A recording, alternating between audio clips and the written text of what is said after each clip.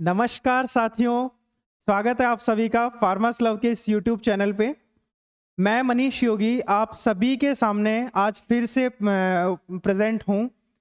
Fundamental of soil science जो कि course आपके BSc honours first year first sem में चल रहा है, उसी की क्लास की सीरीज में आज थर्ड क्लास के साथ मैं प्रेजेंट हूँ। ऑलरेडी 2 क्लास हम लोग कर चुके हैं। अगर दोनों क्लास के ब्रीफ की मैं बात करूं तो फर्स्ट क्लास में हमने सॉइल साइंस का एक जनरली इंट्रोडक्शन हमने देखा था। उसके बाद रॉक्स के बारे में हमने देखा, रॉक्स की टाइप्स वगैरह, किस तरीके से रॉक्स का फॉर्मेशन होता है वो हम लोगों ने देखा। उसके बाद हम कल की क्लास में मिनरल्स को बहुत अच्छे तरीके से समझा कि किस तरीके से मिनरल्स का फॉर्मेशन होता है और किस तरीके से स्ट्रक्चर्स क्रिएट की जाती है, किस तरीके से उसका फॉर्मूला बनाया जाता है। रटने की ज़रूरत उसमें नहीं थी। अगर मिनरल्स में फिर भी कोई दिक्कत आती है तो आप वापस से उस क्लास को देखो। 1 या 2 बार अगर आप अच्छे से देखोगे तो मैं पूरा श्योर हूं कि आप लोग कवर कर पाओगे। आज हम लोग देखेंगे, कल ही की क्लास में मिनरल्स के बाद हमने वेदरिंग कवर की थी। आज हम लोग देखेंगे कि जिस तरीके से रॉक्स और मिनरल्स की वेदरिंग होने के बाद में एक जो हमारा पेरेंट मटेरियल बन के तैयार हुआ है, वेदरिंग फ्रंट जो साइट के ऊपर एक्चुअल लोकेशन आज मैं अभी वापस हम बोर्ड पे देख लेंगे कि एक्चुअल जो पेरेंट मटेरियल हमारा बन के तैयार हुआ है, उस पेरेंट मटेरियल से फाइनली सॉइल किस तरीके से बनती है, कौन कौन से फैक्टर्स उसमें काम करते हैं, कौन कौन सी प्रोसेस उसके अंदर वर्क करती है, रन करती है। क्या सर एक एक प्रोसेस 1 बाय 1 वर्क करती है या फिर एक साथ रन करती है? क्या अलग अलग जगह पे अलग अलग फैक्टर्स जो एक साथ वर्क करते हैं या 1 बाय 1 करते हैं? ये सारे के सारे कंफ्यूजन्स, किस तरीके का फैक्टर अगर डोमिनेंट होगा तो किस टाइप की सॉइल बनेगी, किस टाइप का प्रोसेस अगर डोमिनेंट होगा तो किस टाइप की सॉइल बनेगी, कैसे प्रोसेस रन करेगा, आज हम इस क्लास में कवर करेंगे। सॉइल फॉर्मेशन देखेंगे, उसके बाद में पूरा का एक प्रोफाइल का जो छोटा सा टॉपिक हम लोग कवर करेंगे इस क्लास में। बाकी देखते हैं, ठीक है। तो मैं इसके बाद में सीधा कल के बाद से देखते हैं अपन। बीच में अगर कोई ऐसी कोई चीज़ आएगी कि हमें बैक जाना पड़े तो हम उस पर चले जाएंगे, ठीक है। तो आज अपन स्टार्ट करते हैं। मिनरल्स वेदरिंग हमने कल देखी और आज अपन वही हमारा सॉइल का फॉर्मेशन देख लेते हैं, ठीक है। ये लो, ये लो जी। तो दोस्तों, आप सभी के सामने एक डायग्राम दिख रहा है आपको, ठीक है। इस डायग्राम को हम अच्छे से देखेंगे, बिल्कुल बारीकी से देखेंगे। बारीकी से अगर अपन देखेंगे तो आपको फर्स्ट क्लास से लेकर के अब तक जितना भी अपन ने पढ़ा है उसका एक ओवरव्यू आपको देखने को मिलेगा, ठीक है। इस डायग्राम को अपन देखेंगे अच्छे से। तो अगर इस डायग्राम को आप लोग देखोगे तो आप सिंपल सा रिलेट करोगे कि सर जग यहां से स्टार्ट करना है अपने को, कुछ नहीं है, कोई रॉकेट साइंस नहीं है, आराम से देखना है, शांति से, बिल्कुल बारीकी से। सब कुछ आपने पढ़ा हुआ है, अगर दोनों क्लास कंटिन्यू देखी है तो कुछ भी ऐसा नहीं है इसमें जो आपको कुछ नया लगेगा। सिंपल अगर अपन यहां से चलते हैं, ठीक है, यहां से चलते हैं तो बात करते हैं। अपन ने बात की थी कि सर ये मेरी अर्थ सरफेस है और इसके अंदर मोल्टन मैग्मा जमा हुआ है, ठीक है। बस यही चीज है इसके अंदर, ये अपना नीचे मोल्टन मैग्मा जमा हुआ है। और हमने देखा कि सर जैसे जैसे मैं सरफेस की ओर आता हूं तो मैं क्रस्ट के करीब चला जाता हूं, और क्रस्ट के अंदर सबसे ज्यादा डोमिनेंट मिनरल कौन सा था? फेल्डस्पार। और उसके अंदर अगर मैं एलिमेंट की बात करूंगा तो ऑक्सीजन और सिलिका हमने देखा था। तो देखो वही चीज है, ऑक्सीजन यहाँ सरफेस पे दिख रहा है अपने को, फिर सिलिका, फिर एल्यूमिनियम, फिर आयरन। इस तरीके से ये पूरा अर्थ क्रस्ट का कंपोजिशन हमको देखने को मिल रहा है। तो जो इनिशियल फेज होती है हमारे सरफेस के अंदर सॉइल का फॉर्मे, आप बिल्कुल स्टार्ट से जाएंगे। जब हम सॉइल का अगर पूरा का पूरा किस तरीके से सर कहाँ से स्टार्ट होता है प्रोसेस और किस तरीके से हमारी पर्टिकुलर सॉइल की लेयर बन के तैयार हो जाती है, तो वो इस डायग्राम में हम देखेंगे ओवरऑल। तो सिंपल ये हमको दिखा रहा है कि मॉल्टन मैग्मा और सिंपल सा अपने को अपने सरफेस की क्रस्ट को ये दिखा रहा है। उसके बाद में क्या होता है, इस मॉल्टन मैग्मा का क्या होता है, क्रिस्टलाइजेशन होता है।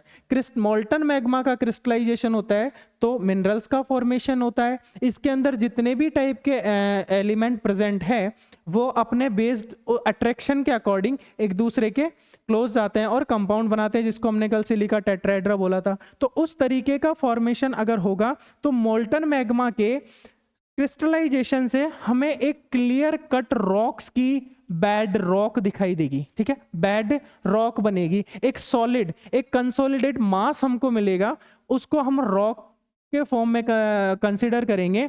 तो इस तरीके से हमको एक बेड रॉक दिखाई देगी, बेड रॉक के जस्ट ऊपर की साइड में, बेड रॉक के जस्ट ऊपर। ठीक है, अब वेदरिंग स्टार्ट, अगर मानो वेदरिंग यहां से स्टार्ट होती है तो यहां पे ये जो कोर आपको दिख रहा है, यहाँ पे ये जो एक सरफेस, एक साइट आप इमेजिन कर पा रहे हो, इसको मैं बोलूंगा वेदरिंग फ्रंट। अब तक अपन एक सॉइल फॉर्मेशन की साइट को लेके दो टर्म हम पढ़ चुके हैं सर। एक तो आपने बताया था स्टार्टिंग वाली क्लास के अंदर कि एक तो पैडोस्फीयर होता है, दूसरा वेदरिंग फ्रंट होता है। दोनों में डिफरेंस क्या होता है, एक माइनर सा डिफरेंस है, वो अभी अपन क्लियर करेंगे। ठीक है, ये जो साइट आप इमेजिन कर रहे हो इसको हमने वेदरिंग फ्रंट कंसीडर किया है। अब क्या होना है, ये जो मेरी बेड रॉक, ये जो रॉक मेरी बनी है, इसकी हमें वेदरिंग कर देनी है। ठीक है, वेदरिंग कर देनी है। वेदरिंग हमने कल 3 टाइप की देखी थी, फिजिकल, केमिकल, बायोलॉजिकल। फिजिकल के अंदर 4 फैक्टर हमने देखे, wind, air, wind, water, temperature, और एक लास्ट का एक ग्लेशियर्स हमने देखा। केमिकल के अंदर हमने 6 प्रोसेस देखी, जिसमें से 3 हमने देखी वाटर से रिलेटेड। फर्स्ट था सॉल्यूशन, दूसरा हाइड्रेशन, तीसरा हाइड्रोलाइसिस, और उसके बाद ऑक्सीडेशन, रिडक्शन और कार्बोनेशन। ये वेदरिंग इसमें हो जाएगी उस केस के अंदर जब हमारा रॉक्स की वेदरिंग हुई, तो उससे हमें क्या मिलेगा, हमें मिलेगा पेरेंट मटेरियल। पेरेंट मटेरियल कहाँ जाके एक्यूमुलेट हो जाएगा, इस बेड रॉक की सरफेस के ऊपर। कहाँ होगा, इस बेड रॉक की सरफेस के ऊपर, जिसको हम कौन सा होराइजन मानेंगे, जो होराइजन अभी हम आगे की स्लाइड्स में देखेंगे, what is horizon, what is soil profile. ठीक है, तो ओवरऑल एक बार सॉइल बने तो सही, उसके बाद हम प्रोफाइल को रीड करेंगे। तो सबसे पहले हमारा जो पेरेंट रॉक वाली लेयर इसमें बनेगी, वो बनेगी सी होराइजन, जिसको हम बोलेंगे। और इस रॉक्स की वेदरिंग से ये ऊपर, ये हमारा पेरेंट रॉक की लेयर बन जाएगी। अब क्या होगा, इस पेरेंट रॉक के ऊपर, इस पेरेंट मटेरियल से हमारी फाइनली सॉइल बननी है। इसके लिए यहाँ पे जैसे ही ये पेरेंट रॉक की ये पेरेंट मटेरियल का जो लेयर बना है, इसके अंदर एक्चुअल यहीं पे 5 फैक्टर और वेरियस प्रोसेस वर्क करेंगे, यहीं पे करेंगे वो एक्चुअल साइट। इसी को इमेजिन करके आज की क्लास को हमको एंजॉय करना है, आज की क्लास से हमको एब्जॉर्ब करना है। यहीं पे इसी पेरेंट मटेरियल की लेयर के ऊपर 5 फैक्टर और वेरियस प्रोसेस 1 बाय 1 जो आज की क्लास में देखने वाले हैं, वो सारे के सारे यही वर्क कर रहे हैं। और यही वर्क करके हमारी कंप्लीटली क्या बना लेते हैं जी, सॉइल बना लेते हैं। कंप्लीट क्या बना लेते हैं, सॉइल बना लेते हैं, जिसके अंदर 3 टाइप, जिसके अंदर अलग अलग लेयर्स होती है, अलग अलग होराइजन्स होते हैं, जो भी इसमें इसी क्लास में देखेंगे। A, B, C, एक E होराइजन और होता है, उसके बाद L, M, R, वो जो है हम 1 बाय 1 देखेंगे। इसको मैं पर्टिकुलर सॉइल बोल दूंगा। ठीक है, तो ये मेरा ओवरऑल प्रोसेस मोल्टन मैग्मा से लेके फाइनल सॉइल का जो प्रोसेस है, आप इसको कंप्लीटली इमेजिन कर पा रहे होंगे इस इमेज के थ्रू।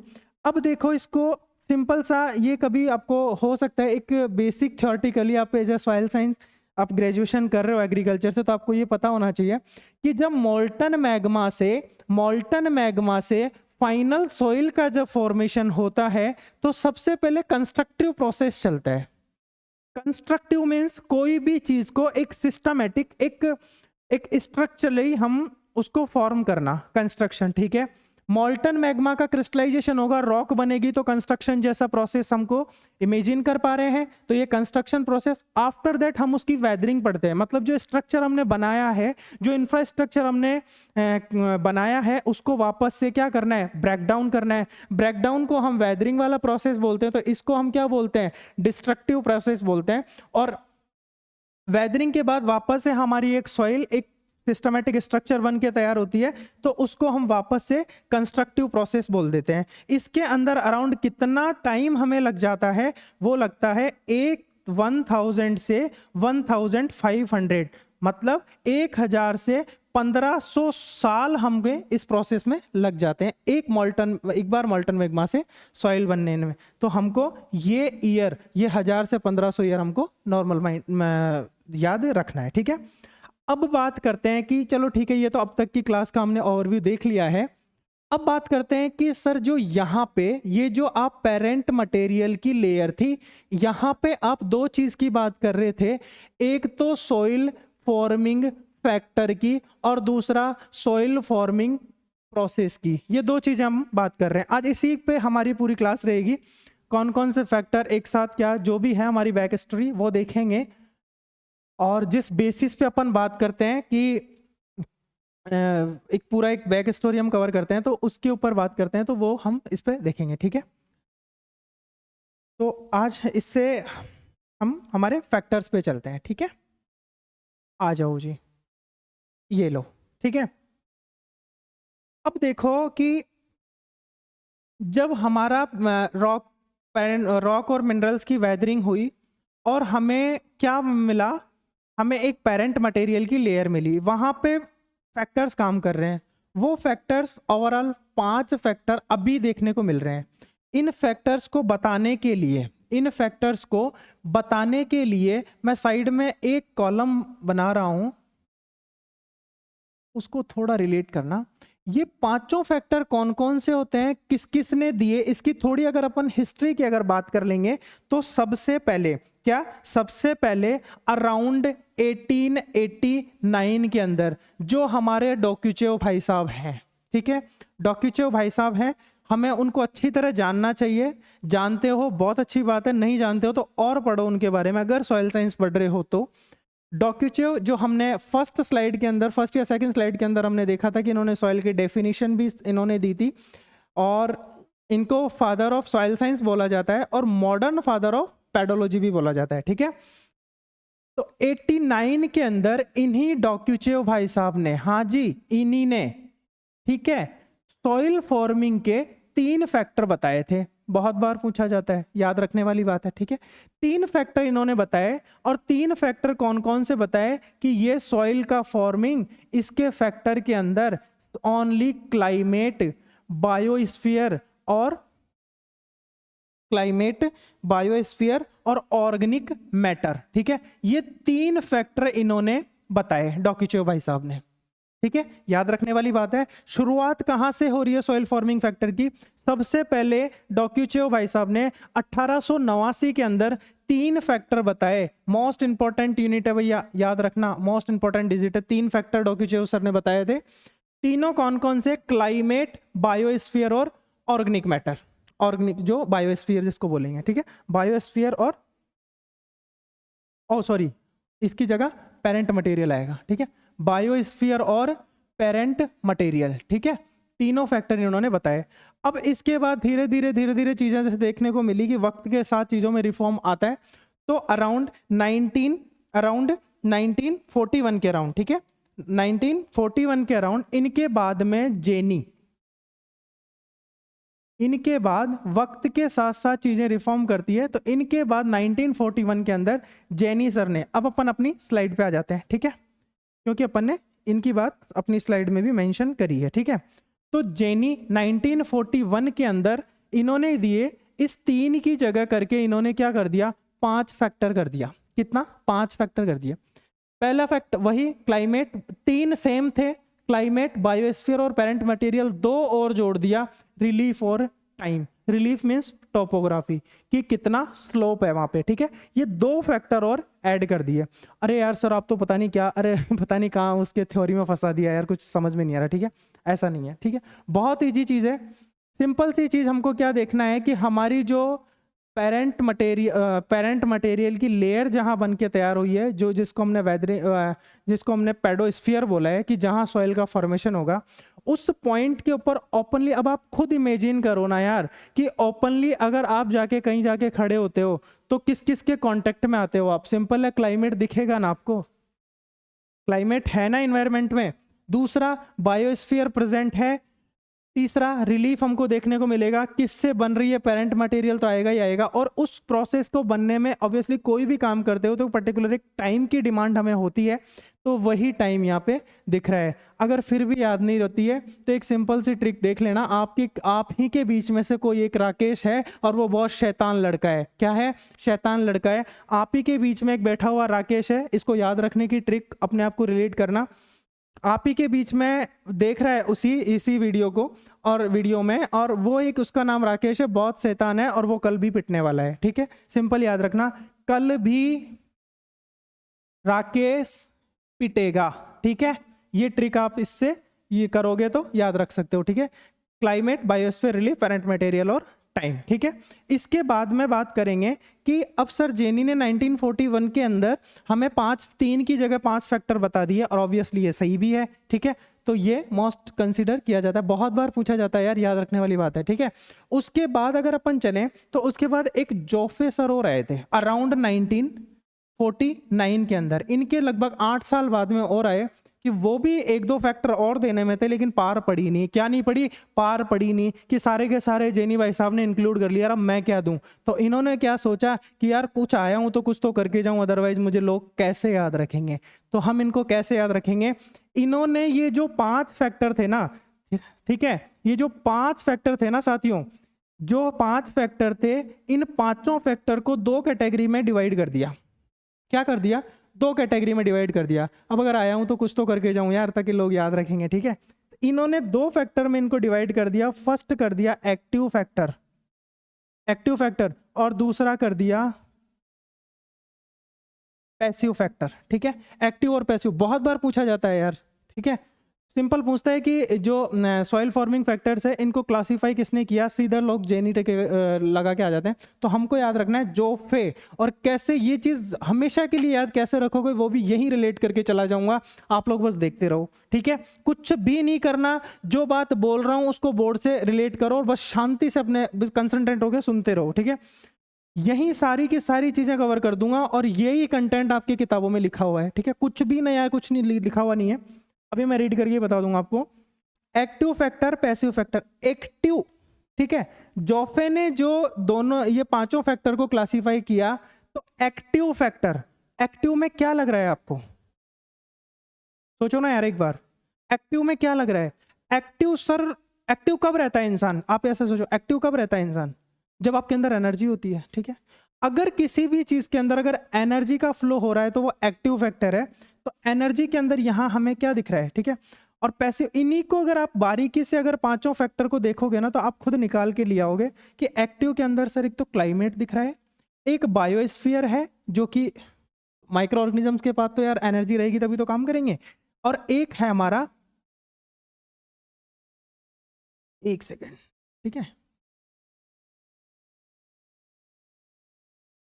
ठीक है, क्लाइमेट है और बायोस्फीयर है, ठीक है। इन दोनों में एनर्जी लग रही है।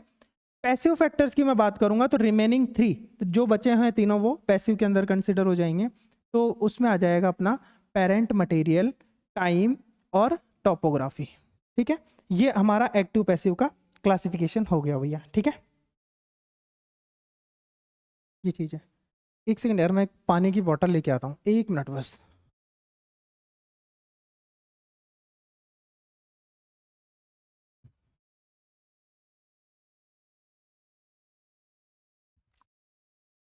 हम्म,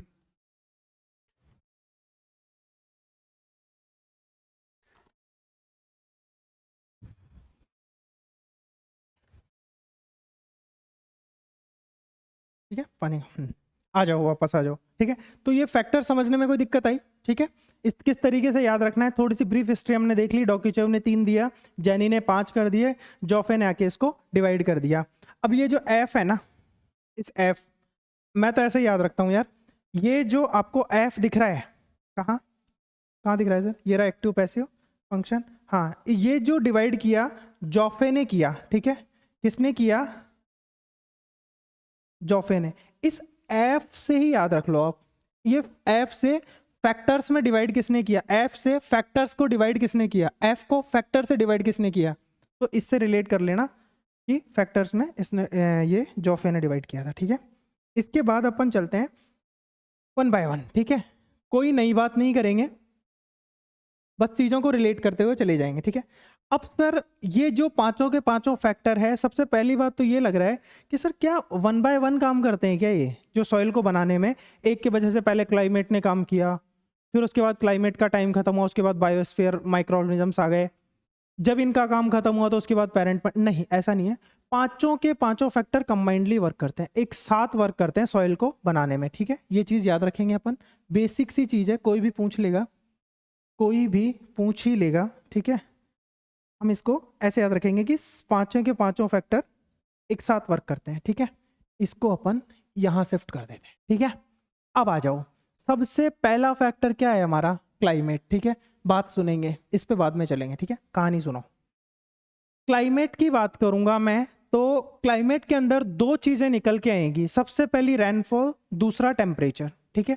क्लाइमेट की अगर बात करूंगा मोटा मोटा सा, तो क्या चीजें मैं कंसिडर करूंगा, सबसे पहले टेम्परेचर, दूसरा रेनफॉल, ठीक है। अब अगर बात करें कि सर क्लाइमेट के अंदर 2 जो चीज आपने बताई है, हाँ, क्लाइमेट के अंदर 2 जो चीज आपने बताई है, एक तो रेनफॉल और दूसरा टेम्परेचर, दोनों में से भी मोस्ट इंपॉर्टेंट, मोस्ट डोमिनेंट कौन सा रहता है, तो भैया ये रहता है रेनफॉल, सॉइल को बनाने के अंदर, ठीक है। सबसे मोस्ट डोमिनेंट कौन सा रहता है, रेनफॉल रहता है सॉइल को बनाने के अंदर, ठीक है। तो अब मैं रेनफॉल की बात अलग अलग करेंगे, रेनफॉल और टेम्परेचर की बात, ठीक है। सबसे पहले अपन रेनफॉल की बात करें तो जहां पे सबसे कम बारिश हो रही है, ठीक है, जहां पे सबसे कम बारिश हो रही है, मतलब एरिड क्लाइमेट के अंदर, ठीक है, एरिड क्लाइमेट के अंदर हमें पता है कि फॉर्मेशन ऑफ सैलाइन सॉइल्स, ठीक है। जो सैलाइन सॉइल्स का, जो लवणीय सॉइल का, जो सैलाइन सॉइल्स का फॉर्मेशन होता है वो होता है एरिड क्लाइमेट के अंदर। और अगर बारिश ज़्यादा हो रही है, ठीक है, बारिश ज़्यादा हो रही है, रेनफॉल ज़्यादा है, तो 2 टाइप की कंडीशन बनेगी। जैसे कि हम अगर हमारा जो नॉर्थ ईस्टर्न पोर्शन है, जो हिमालय वाला रीजन है, वहाँ जाते हैं तो हमें देखने को मिलता है कि वहाँ पे बहुत ज़्यादा बारिश है बट टेम्परेचर बहुत कम है, ठीक है। फिर जैसे ही हम इधर आते हैं साउथ की तरफ, हमारा जो बिहार छत्तीसगढ़ वाला एरिया, इसके नीचे जाते हैं, जो थोड़ा कॉन्टिनेंट्स वाला एरिया है, मैदानी एरिया है, यहाँ पे हम देखेंगे कि सर वहाँ भी रेनफॉल तो अच्छा खासा है क्योंकि वेजिटेशन है, रेनफॉल अच्छा है, लेकिन टेम्परेचर हाई है, ठीक है। दोनों में यही डिफरेंस हम देखेंगे। तो जहाँ पे हमारा जो हिमालयन रीजन है वहाँ रेनफॉल ज़्यादा है, तो रेनफॉल दोनों में ज़्यादा है। अगर कूल है, ठीक है, अगर कूल है, टेम्परेचर कम है, तो वहाँ हमारी सॉइल बनेगी पॉडजोल सॉइल, और जहाँ वार्म और ह्यूमिड है वहाँ बनेगी लेटराइट सॉइल, ठीक है भैया। अब ये पॉडजोलाइजेशन और लेटराइजेशन बहुत बहुत बहुत इंपॉर्टेंट चीज़ है, ऐसे ही नहीं बन गया ये, ठीक है। ये दोनों प्रोसेस जो अभी अपन जो सॉइल फॉर्मिंग प्रोसेस देखेंगे, बारीकी से पूरा विस्तार से बोर्ड के ऊपर बताऊंगा करके। अभी सिर्फ इतना याद रखना है कि जो क्लाइमेटिक वाला हमारा जो फैक्टर है, उसके अंदर अगर एरिड क्लाइमेट है तो हमारी सैलाइन सॉइल बनेगी, अगर कूल और ह्यूमिड क्लाइमेट है तो पॉडजोल बनेगा, और वार्म और ह्यूमिड है तो लेटराइट सॉइल बनेगा, ठीक है। उसके बाद हमने रेनफॉल की बात कर ली, अब टेम्परेचर की कर ले, ठीक है। टेम्परेचर में कुछ इसमें इतना कोई वो बात नहीं है, सिर्फ एक वॉन्ट ऑफ का रूल अपने को याद रखना है, बेसिकली याद रखना चाहो तो, कि जो भी केमिकल रिएक्शन होती है वो हर 10 डिग्री सेल्सियस टेम्परेचर बढ़ने के साथ साथ उसकी जो स्पीड है, उसकी जो रेट ऑफ रिएक्शन है वो 2 से 3 गुना हो जाती है। बस यही चीज़ लिखी हुई है यहाँ पे, कुछ भी नहीं है। टेम्परेचर एक सेकेंड मोस्ट इंपॉर्टेंट फैक्टर है, ठीक है, क्लाइमेट के अंदर, हमेशा ध्यान रखना ये, ठीक है, पूछा जाता है, ठीक है। क्लाइमेट के अंदर सबसे मतलब फर्स्ट मोस्ट इंपॉर्टेंट फैक्टर कौन सा है? सिंपल पूछेगा सॉइल फॉर्मेशन में इंपॉर्टेंट फैक्टर कौन सा है, तो या तो वो क्लाइमेट दे देगा, और अगर इन डेप्थ उसको जाना होगा तो रेनफॉल या टेम्परेचर में से देगा। तो आपको मोस्ट इंपॉर्टेंट रेनफॉल करके आना है, और सेकंड मोस्ट इंपॉर्टेंट पूछे तो आपको क्या करके आना है? टेम्परेचर करके आना है। ठीक है, टेम्परेचर में अपन एक वन ऑफ का रूल देख लेते हैं अभी।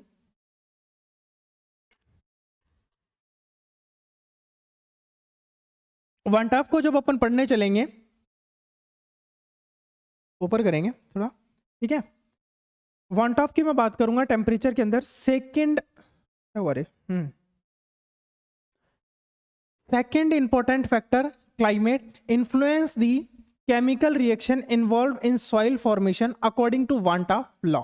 ये लॉ क्या बोलता है? सिंपल, कभी कभी कहीं ना कहीं आपको पूछ लेगा विद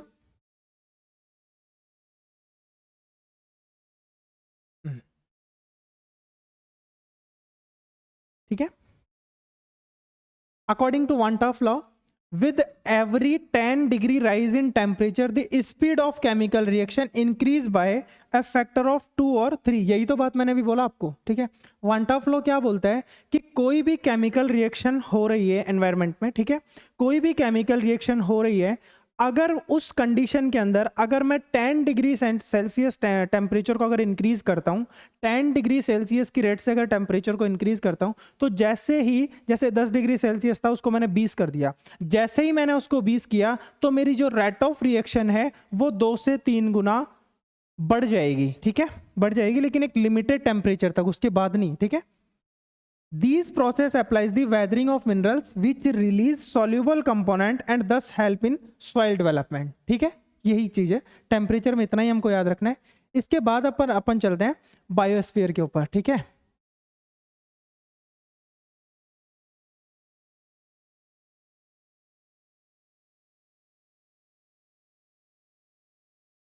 ठीक है,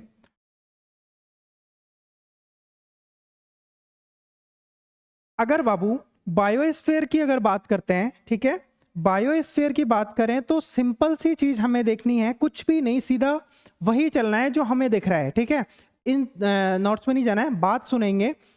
देख बाबू, अगर मैं बायोस्फीयर की बात करता हूं तो मुझे बायोस्फीयर के अंदर सॉइल के केस में, मेरा जो अर्थ सरफेस के केस में, मुझे बायोलॉजिकली क्या क्या दिख रहा है? इमेजिन करो, फर्स्ट सबसे पहली बात कि सर जो हमारा चाहे वो ह्यूमन रेजिड्यू ले लो, चाहे प्लांट रेजिड्यू ले लो, वो बन के क्या बनाता है? ऑर्गेनिक मैटर बनाता है। ठीक है, तो एक तो बायोस्फीयर के अंदर, जो बायोस्फीयर की जो बात अपन कर रहे हैं यहाँ पे, क्या हो रहा है यार, ये एक सेकेंड ना।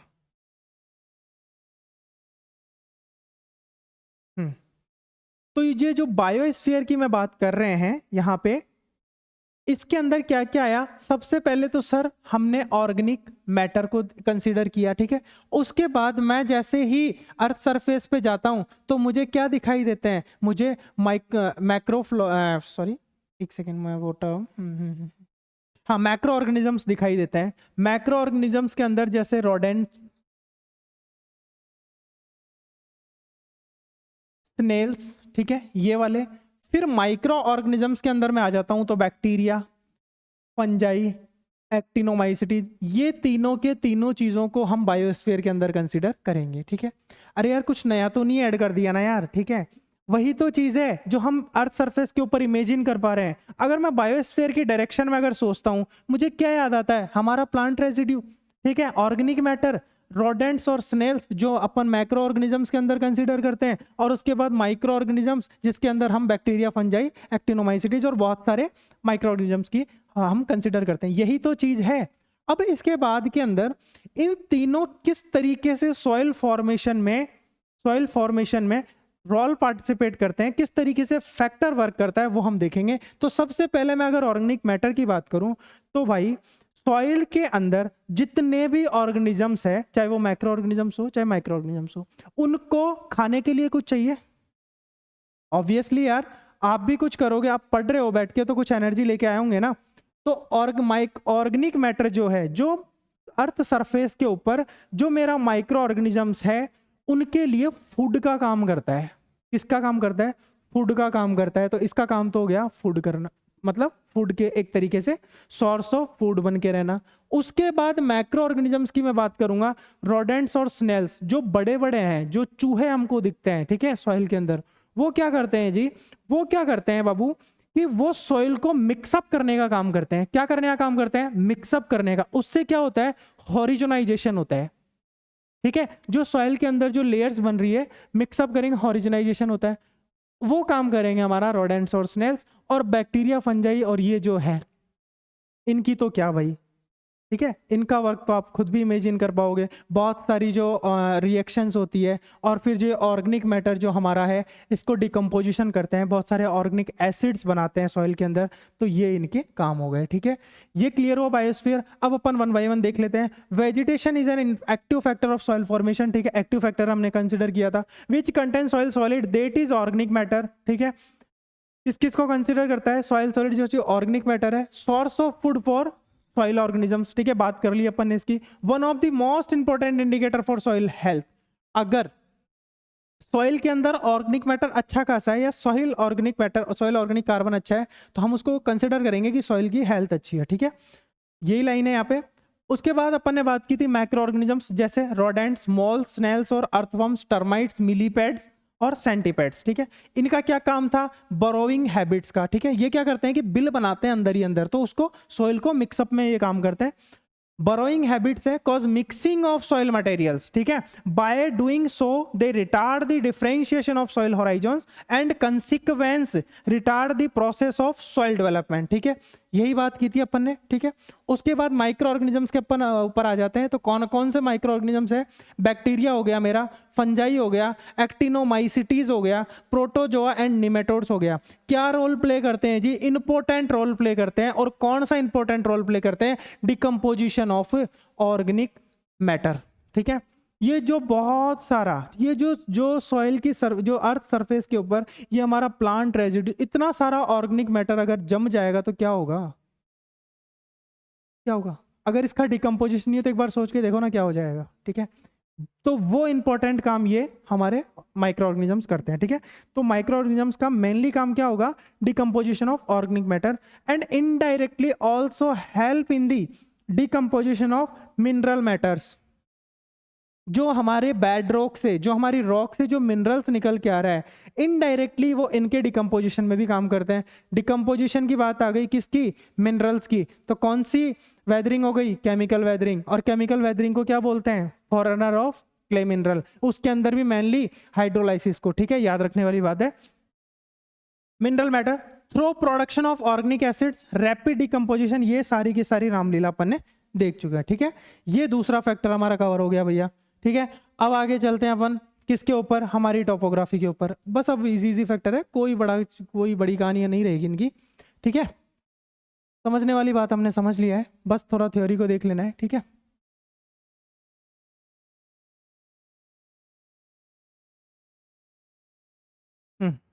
आ जाओ, ठीक है।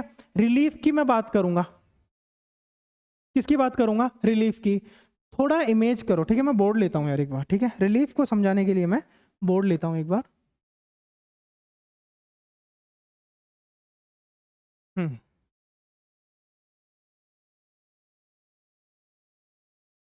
हम बात कर रहे हैं तीसरे फैक्टर की, और वो है हमारी टोपोग्राफी, ठीक है। टोपोग्राफी की बात अगर जब हम करेंगे तो सिंपल सा हम एक डायग्राम के फॉर्म में देखेंगे कि slope, topography means relief slope की बात करेंगे। ये मेरा स्लोप है किसी भी सरफेस का, ठीक है, इमेजिन करो ये मेरा क्या है? किसी भी सरफेस का स्लोप है। अगर मैं एक लार्ज एरिया की बात कर लूंगा तो मैं इसी स्लोप को क्या नाम दे दूंगा, क्या टर्म दे दूंगा? टोपोग्राफी दे दूंगा उस एरिया की, ठीक है। एक सोइल मेरी यहां बन रही है, एक सोइल मेरी यहां बन रही है, एक सोइल मेरी यहां बन रही है। ध्यान से देखना बाबू, ठीक है, यहीं से सारी चीज क्लियर हो जाएगी, टोपोग्राफी का क्वेश्चन कभी गलत नहीं करोगे। तीनों की तीनों जो मेरी लोकेशन है सोइल बनने की, वो अलग अलग है। क्यों? स्लोप अलग है। इसको मैं क्या बोलूंगा? अपलैंड बोलूंगा, उठा हुआ है। इसको मैं क्या बोलूंगा जी? लो लैंड बोलूंगा, और बीच वाले को मैं कंसिडर करूंगा आइडियल स्लॉप। इतना तो होना भी चाहिए, ठीक है। इसको मैं अपलैंड बोलूंगा, इसको मैं लॉलैंड बोलूंगा, इसको मैं बोलूंगा आइडियल स्लॉप, ठीक है। 3 लोकेशन की बात कर रहे हैं हम लोग, 1, 2 और 3। अब इसमें हमें याद रखने वाली क्या बात है कि हम इन तीनों के अंदर सिमिलर पेरेंट मटेरियल अप्लाई करेंगे। हमारा जो पेरेंट मटेरियल है वो भी तीनों का सिमिलर है, क्लाइमेट भी सिमिलर है, बाकी जितने भी सॉइल फॉर्मिंग फैक्टर्स हैं उसको हम सिमिलर रखेंगे। सिर्फ चेंज क्या कर रहे हैं जी, टोपोग्राफी में चेंज कर रहे हैं, ठीक है। अब क्या होगा, इमेजिन करो, बस सॉइल साइंस के अंदर इतना कोई रॉकेट साइंस नहीं है। आप बस, आपको जितना अच्छा थिंकर खुद को बना पाओगे ना, उतनी अच्छी सॉइल साइंस आपकी हो जाएगी। एक गुड थिंकर होना सॉइल साइंस के लिए मस्ट है, रिक्वायरमेंट है, ठीक है। तो अपलैंड की मैं बात करूंगा तो सर मेरा जो ये वाला पेरेंट मटेरियल है, इसके अंदर सोचो कि अगर ऊपर से हल्की रेनफॉल भी होती है, रेनफॉल होगी ऑब्वियसली, यहां भी होगी और यहां भी होगी, ठीक है। जैसे ही रेनफॉल हुई इसके अंदर तो भाई इस पूरा का पूरा कंटेंट जो भी है, चाहे क्ले पार्टिकल्स हो, चाहे कोई भी एलिमेंट हो, चाहे कैटाइन एनाइन किसी का, चाहे एसिडिक एलिमेंट हो, चाहे बेसिक एलिमेंट हो, ठीक है, कोई भी, ये क्या करेगा, यहां से ये स्लोप इतना ज्यादा है ना कि जैसे ही बारिश होगी नीचे लीचिंग तो कम होगी और ये पूरा का पूरा इरोजन होके सीधा कहां चला जाएगा, यहां जाके एक्यूमुलेट हो जाएगा, ठीक है, यहां जाके एक्यूमुलेट हो जाएगा, ठीक है। अब क्या होगा, यहां की जो मेरी सॉइल है इसका पीएच भी बिल्कुल बढ़ा हुआ रहेगा। यहां पे मेरा ऑर्गेनिक मैटर कंटेंट है वो भी बढ़ा हुआ रहेगा। यहां अगर लीचिंग नहीं हुई है तो हॉरिजोनाइजेशन भी बहुत कम होगा। रिलेट कर पा रहे हैं? अभी सिम सिम मतलब बिल्कुल सेम चीज हम उस स्लाइड में देखेंगे। तो ये तीनों चीज हमने अच्छे से देखा। पीएच क्यों मतलब बढ़ा हुआ क्यों रहेगा, क्योंकि सर यहाँ पे जितना भी हमारा जो एसिडिक कैटाइन था, जो भी ऑर्गेनिक एसिड्स थे, सब के सब कहाँ चले गए, पानी के साथ बह के लॉलैंड पे आ गए अपलैंड से। तो यहाँ मेरा ये कंडीशन क्रिएट हो गई जी, ठीक है। अब बात कर लेते हैं, तो यहाँ पे आके क्या कर लिया इन्होंने, यहाँ देखो, वहां चीजें वहां से यहां आए, वहां की तो स्थिति खराब की है, यहाँ की भी कर दी। यहाँ की स्थिति कैसे खराब कर दी भाई, कि यहां पे आके इस क्ले का फॉर्मेशन हो गया। अब मुझे एक चीज यहां पे, आप एक चीज दिमाग में ये रखो कि जो सोइल के फॉर्मेशन होने के लिए लीचिंग जो प्रोसेस है, लीचिंग जो प्रोसेस है, जो लीचिंग क्या बोलते हैं, जो परकोलेटिंग वाटर के साथ में जो सोइल के कॉन्स्टिट्यूएंट है उनका मूव करना जरूरी है, तभी हॉरिजोनाइजेशन हो पाएगा, अलग अलग लेयर्स का फॉर्मेशन हो पाएगा, और उसे ही हम सॉइल बोलते हैं, ठीक है। तो इन दोनों ही कंडीशन के अंदर, अपलैंड और लोलैंड दोनों ही कंडीशन के अंदर हमारी जो लीचिंग प्रोसेस है ना वो बिल्कुल रुक जाएगी, ठीक है। लीचिंग प्रोसेस रुक जाएगी। यहां तो क्यों रुकी कि स्लॉप ज्यादा है, बह के चला गया, सब कुछ अंदर कुछ नहीं जा पाया, बह के चला गया। यहां क्या हुआ जी, यहां बहुत ज्यादा क्ले का एक्यूमुलेशन हो जाने से लीचिंग वैसे ही नहीं होती है, क्योंकि क्ले तो एक लेयर के फॉर्म में जमता है ना। क्ले का एक्यूमुलेशन हो जाने से यहां लीचिंग बिल्कुल नहीं हो रही है। तो दोनों ही कंडीशन के अंदर सॉइल का फॉर्मेशन अच्छे से नहीं हो पाएगा। तो सॉइल फॉर्मेशन होने के लिए एक आइडियल स्लॉप की रिक्वायरमेंट होती है। अगर मैं ये बोलूं कि बिल्कुल स्लॉप नहीं चाहिए, वो भी गलत है। अगर मैं ये बोलूं कि बहुत ज्यादा स्लॉप चाहिए, तो ये भी गलत है। तो एक आइडियल स्लॉप होना मस्ट है। यही बात मिलने नामक साइंटिस्ट ने, मिलने नाम के साइंटिस्ट ने 1935 के अंदर, कब भाई, 1935 के अंदर मिलने नामक साइंटिस्ट ने एक कैटिना नाम की टर्म दी थी। बहुत पूछी जाती है यार, बहुत पूछी जाती है, ठीक है, बस इसी के ऊपर बेस्ड है, ठीक है। ये कैटिना नाम की टर्म इन्होंने दी और उन्होंने यही बोला कि भैया मैंने सिमिलर पेरेंट मटेरियल लिया, सिमिलर क्लाइमेट लिया, बस मैंने स्लोप चेंज किया, तो मेरी जो सॉइल बनके तैयार हुई है उसकी कैरेक्टरिस्टिक्स, उनकी जो सॉइल की जो प्रॉपर्टीज है वो अलग अलग देखने को मिली। तो यही बात मिलने नाम के साइंटिस्ट ने कैटिना, यही बात हम रिलीफ के अंदर देखेंगे। आ जाओ अब अपनी पीपीटी पे, ठीक है, क्या लिखा हुआ है किताबों में वो भी देख लेते हैं, ठीक है, पढ़ के देख लो। अब it denotes configuration of land surface, ठीक है, क्या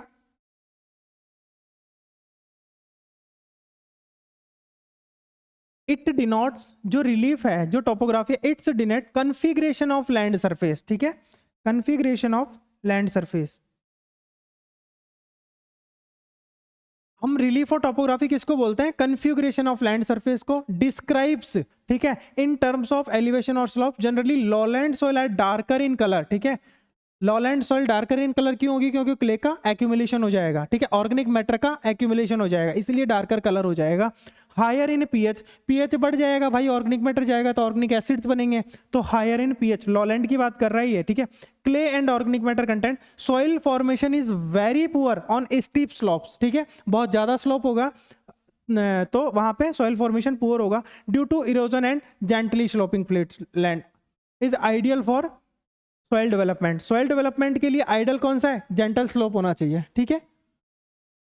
due to higher rate of percolation and leaching of soil constituent, वही चीज है यार, इसको देख लेना, ये कैटिना वाली टर्म आ गई और मिल ने 1935 वाली बात कर दिया, ठीक है। आगे चलते हैं, जो मैन बात थी जो मैंने आपको बता दिया है, इसके बाद देखते हैं ताकि हमारा वीडियो ज़्यादा लंबा ना हो। एक ही बात को बार बार बोलने से कोई मतलब नहीं है भाई, ठीक है। उसके बाद बात करते हैं पेरेंट मटेरियल की, ठीक है। पेरेंट मटेरियल की बात करें तो अभी थोड़ी देर पहले हमने ये देखा था कि एक जैनी नाम के साइंटिस्ट आए थे 1941 के अंदर, ठीक है, जैनी 1941 के अंदर। उन्होंने क्या दिया था कि 3 फैक्टर जो डॉक्यूचेव सर ने दिए थे, उन 3 की जगह उन्होंने 5 कर दिया था। कितना कर दिया था? 5 कर दिया था। तो बात करते हैं, इन्होंने इसके साथ इन फैक्टर्स को बढ़ाने के साथ साथ एक काम और किया था, और उन्होंने ये किया था कि पेरेंट मटेरियल को डिफाइन किया था, ठीक है, पेरेंट मटेरियल को डिफाइन किया था। क्या किया था? देखो, parent material is the initial stage, ठीक है। पेरेंट मटेरियल याद रखना, उन्हीं फैक्टर्स के बेसिस के ऊपर इन्होंने डिवाइड किया है। और एक जेनी सर की हमने एक चीज और देखी थी, सिस्टमेटिक डेफिनेशन दी थी इन्होंने सॉइल की, पूरे फैक्टर्स के ऊपर बेस्ड, ठीक है। तो वही चीज करेंगे, the initial stage of soil system. अगर कोई भी सॉइल सिस्टम हमारा है, soil system, what is soil system? नीचे बेडरॉक है, उसके बाद उसका मिनरल्स के उसका वेदरिंग होगा, पेरेंट रॉक की, पेरेंट मटेरियल की लेयर बन जाएगी, वही तो सॉइल सिस्टम बोलेंगे हम उसको, ठीक है। तो of soil system at the time of 0, समझ में आई बात? अरे यार रिलेट करो ना, मजा आ रहा है, ठीक है। देखो, ये मेरा कोई भी सॉइल सिस्टम है, बेड रॉक जमी हुई है, ये मेरा पेरेंट मटेरियल की लेयर है, ठीक है, पेरेंट मटेरियल। इसको मैं पेरेंट मटेरियल को पेरेंट मटेरियल कब बोलूंगा? जब इसके अंदर कोई भी फैक्टर, कोई भी प्रोसेस वर्क नहीं की, मतलब at the time of 0, 0 time के ऊपर। अरे यार, जब वक्त लगेगा तभी तो प्रोसेस फैक्टर्स काम करेंगे ना, जब इसको मैं वक्त ही नहीं दूंगा तो कैसे करेगा, ठीक है, वक्त देना जरूरी है ना। अरे यार, अभी मानो आप यहां आने के बाद अपना जो डेली रूटीन है उसमें से अगर आप इस फंडामेंटल ऑफ सॉइल साइंस को, इस कोर्स को अगर वक्त ही नहीं दोगे, अगर बैठोगे नहीं इसके साथ, आके वीडियो नहीं देखोगे, चीज़ों को अगर क्लियर नहीं करोगे, तो क्या क्लियर करेगा एग्जामिनर? नहीं करेगा। क्या एग्जाम में चीज़ें याद आएगी? नहीं आएगी। तो वक्त देना पड़ता है। अगर यहाँ पे वक्त अप्लाई ही नहीं होगा तो सॉइल बनेगी क्या? नहीं बनेगी। तो क्या बना रह जाएगा? पेरेंट मटेरियल बना रह जाएगा, वैसा का वैसा। तो इन्होंने टाइम के को बेस करके पेरेंट मटेरियल को डिफाइन किया। इसको और भी एक और डेफिनेशन दी इन्होंने, may be defined as loose unconsolidated mass. Solidated नहीं है, अनकंसोलिडेटेड, लूज है क्योंकि वेदरिंग हो चुकी है, ठीक है। Unconsolidated mass of mineral matter formed upon the weathering of rocks which is serves as the raw material of soil formation. Parent material जो है रॉ मटेरियल का काम करेगा सॉइल फॉर्मेशन के लिए। The initial stage of soil formation and soil properties are governed by the nature of parent material, ठीक है। जो सॉइल की जो वो है parent material on the soil properties gradually dimensions, ठीक है। एक चीज ये भी याद रखनी है, कभी कभी आपको स्टेटमेंट बेस्ड के अंदर कहीं ना कहीं क्वेश्चन टिक जाएगा कि जो मेरा पेरेंट मटेरियल है उसके ऊपर जो मेरी सॉइल की जो प्रॉपर्टीज है वो कहाँ तक डिसाइड होती है? सिर्फ इनिशियल स्टेज के ऊपर, ठीक है। पेरेंट मटेरियल के जैसी की जैसी सॉइल कब तक रहेगी? इनिशियल स्टेज पे। जैसे जैसे उसके ऊपर अदर फैक्टर्स काम करने लग जाएंगे, for example climate, biosphere, relief, time, जैसे जैसे टाइम के साथ है जो पेरेंट मटेरियल का जो जो क्या कहते हैं पेरेंट मटेरियल का जो करेक्टरिस्टिक्स जो सॉइल को डिसाइड करेगा वो धीरे धीरे ग्रेजुअली रिड्यूस होता चला जाएगा, वही बात ये बात बोल रहा है, ठीक है। नोट है, नोट में क्या लिखा हुआ है, हाँ 2 टर्म है यार, एंडोडाइनेमोमॉर्फिक और एक्टोडाइनेमोमॉर्फिक, बहुत पूछी जाती है, इसके लिए मैं बोर्ड लूंगा, ठीक है।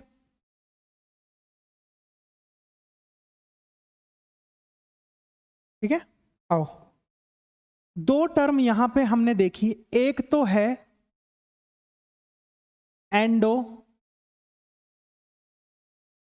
डाइनेमोमॉर्फिक, बहुत पूछा जाता है यार, देख लेना अच्छे से, सिंपल है, सिर्फ एक चीज ध्यान रखनी है, सारी चीज निकल के आ जाएगी। एंडो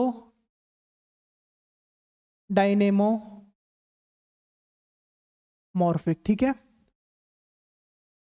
एक्टोडाइनेमोमॉर्फिक, एंडोडाइनेमोमॉर्फिक, ठीक है। सॉरी दोनों ही एंडो लिख दिया क्या मैंने, एक सेकेंड यार, इसको अपन एक्टो बना देते हैं, एक्टो, और सॉरी इसको दोबारा ही लिख देता हूं यार,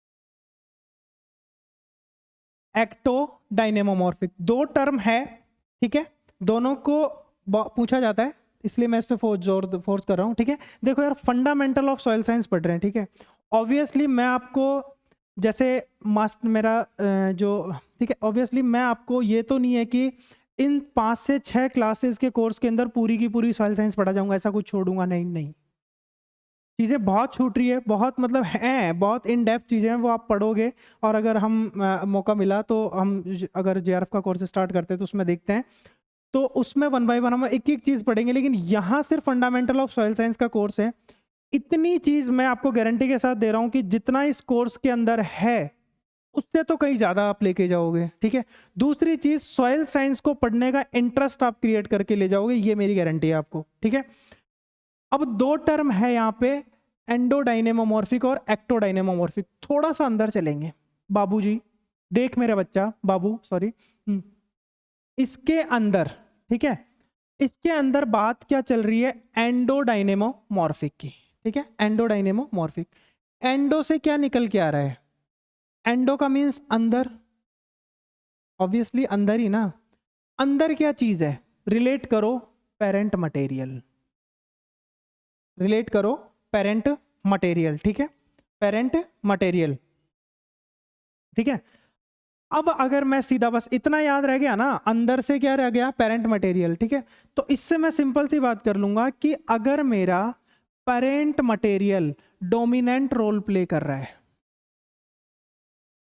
रोल प्ले अगर सॉइल फॉर्मेशन के अंदर कर रहा है, मतलब जो सॉइल की जो प्रॉपर्टीज हैं, जो सॉइल की जो टाइप है, जो सॉइल का प्रॉपर्टीज है, वो पेरेंट मटेरियल के जैसा है, अगर पेरेंट मटेरियल डोमिनेंट रह रहा है तो मैं उसको बोल दूंगा एंडोडाइनेमोमॉर्फिक, ठीक है।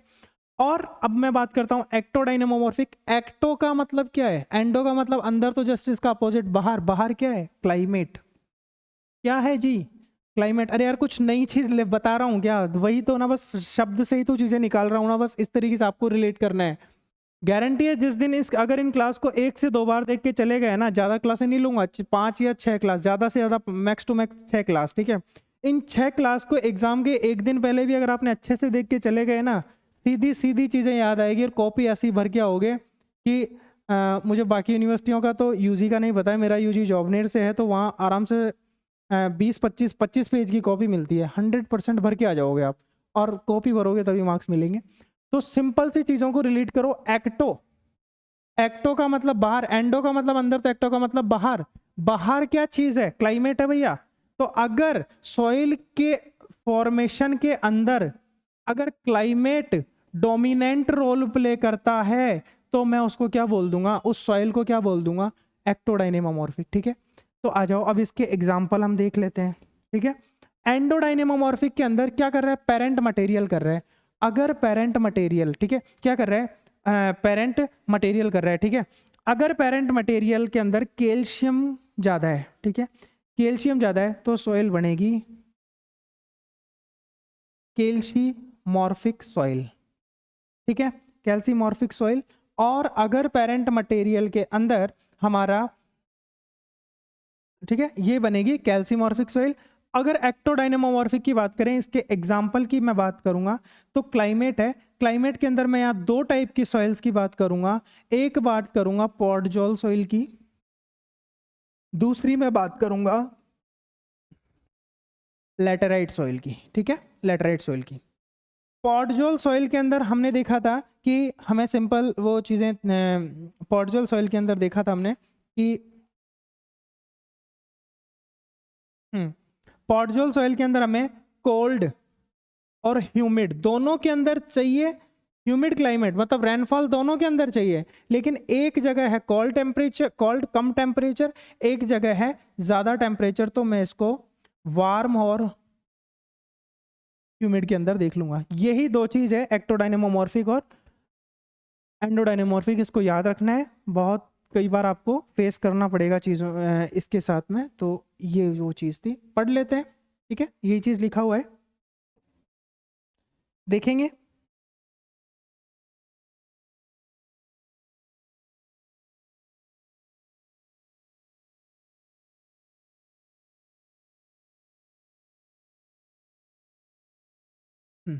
देखेंगे, पेरेंट मटेरियल की बात करेंगे। ओ सॉरी, पेरेंट मटेरियल हो गया था हमारा, यही चल रहा था। ठीक है, एंडोडायनेमोमॉर्फिक और एक्टोडायनेमोमॉर्फिक। ठीक है, तो देखो, if the soils are developed mainly under the influence of parent material, यही बात की थी ना। ठीक है, वही है। Such type of soils called endodynamomorphic. Example calcimorphic soil और hydromorphic soil. While if the soils are formed mainly due to climate, climate है अगर इन्फ्लुएंस कर रहा है climate, type of soils are called ectodynamomorphic. Example है podzol और laterite soil. ठीक है, इसके बाद आ जाते हैं अपन टाइम फैक्टर के ऊपर। लास्ट फैक्टर है, टाइम फैक्टर के ऊपर अपन बात करते हैं। तो टाइम सिंपल है कि यहाँ हमको एक पैडोजेनिक टाइम, जो भी सॉइल को कंप्लीट बनने के अंदर, कंप्लीट बनने के अंदर जितना टाइम लग रहा है उसी को हम टाइम फैक्टर के अंदर कंसिडर करेंगे और उसको बोलेंगे एजिंग ऑफ सॉइल। ठीक है, एजिंग ऑफ सॉइल को हम याद रखेंगे, ये डेफिनेशन पूछी जाती है भाई। रेट ऑफ सॉइल डेवलपमेंट को एजिंग बोलते हैं। ठीक है, तो इतना, ये हमारे पांचों के पांचों फैक्टर हुए कंप्लीट। ठीक है, इस तरीके से हम सॉइल के फॉर्मेशन के 5 फैक्टर है। एक सेकंड में पानी पी लेता हूँ।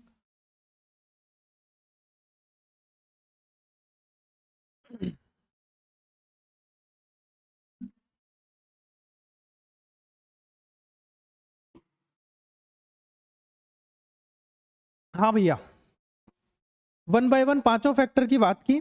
उसके बाद अपन ना एक पेरेंट मटेरियल को लेके एक क्वेश्चन पूछा जाता है। वैसे मतलब इतना कंटेंट आपके सिलेबस में है नहीं, फिर भी मेरा मन किया कि हाँ यार ये स्लाइड मुझे रखनी चाहिए। ठीक है, तो ये पेरेंट मटेरियल है और ये उसका सोर्स है। ठीक है, होता क्या है यार कि जैसे जैसे हमारा, जैसे मानो कि ये मेरी कोई सॉइल का सिस्टम है, यहाँ जैसे ही पेरेंट मटेरियल आके एक्यूमुलेट हुआ, ठीक है, एक्यूमुलेट हुआ, तो यहाँ पे दो कंडीशन बनेगी। ठीक है, दो कंडीशन बनेगी। एक तो बनेगी कि ये पेरेंट मटेरियल जहाँ पे एक्यूमुलेट हुआ है वहीं पे सॉइल का फॉर्मेशन कर दे। ठीक है, यहाँ जहाँ पे बना है वहीं पे सॉइल का फॉर्मेशन कर दे। तो इसको तो अपन क्या बोलेंगे कि यार टाइप ऑफ पेरेंट मटेरियल में अभी, हाँ, इसको तो मैं बोलूंगा residual parent material. Residual parent material मतलब जहां पे इसका फॉर्मेशन हुआ है वहीं पे इसने सॉइल का फॉर्मेशन कर दिया, इसको तो बोल दिया रेजिडुअल पेरेंट मटेरियल। और दूसरी कंडीशन क्या बनी भाई साहब, ये पेरेंट मटेरियल यहां से किसी ना किसी मीडियम के थ्रू मूव करके ये चला जाता है किसी दूसरी जगह पे। ठीक है, तो दूसरी जगह पे चला जाता है, तो इसको मैं बोलूंगा,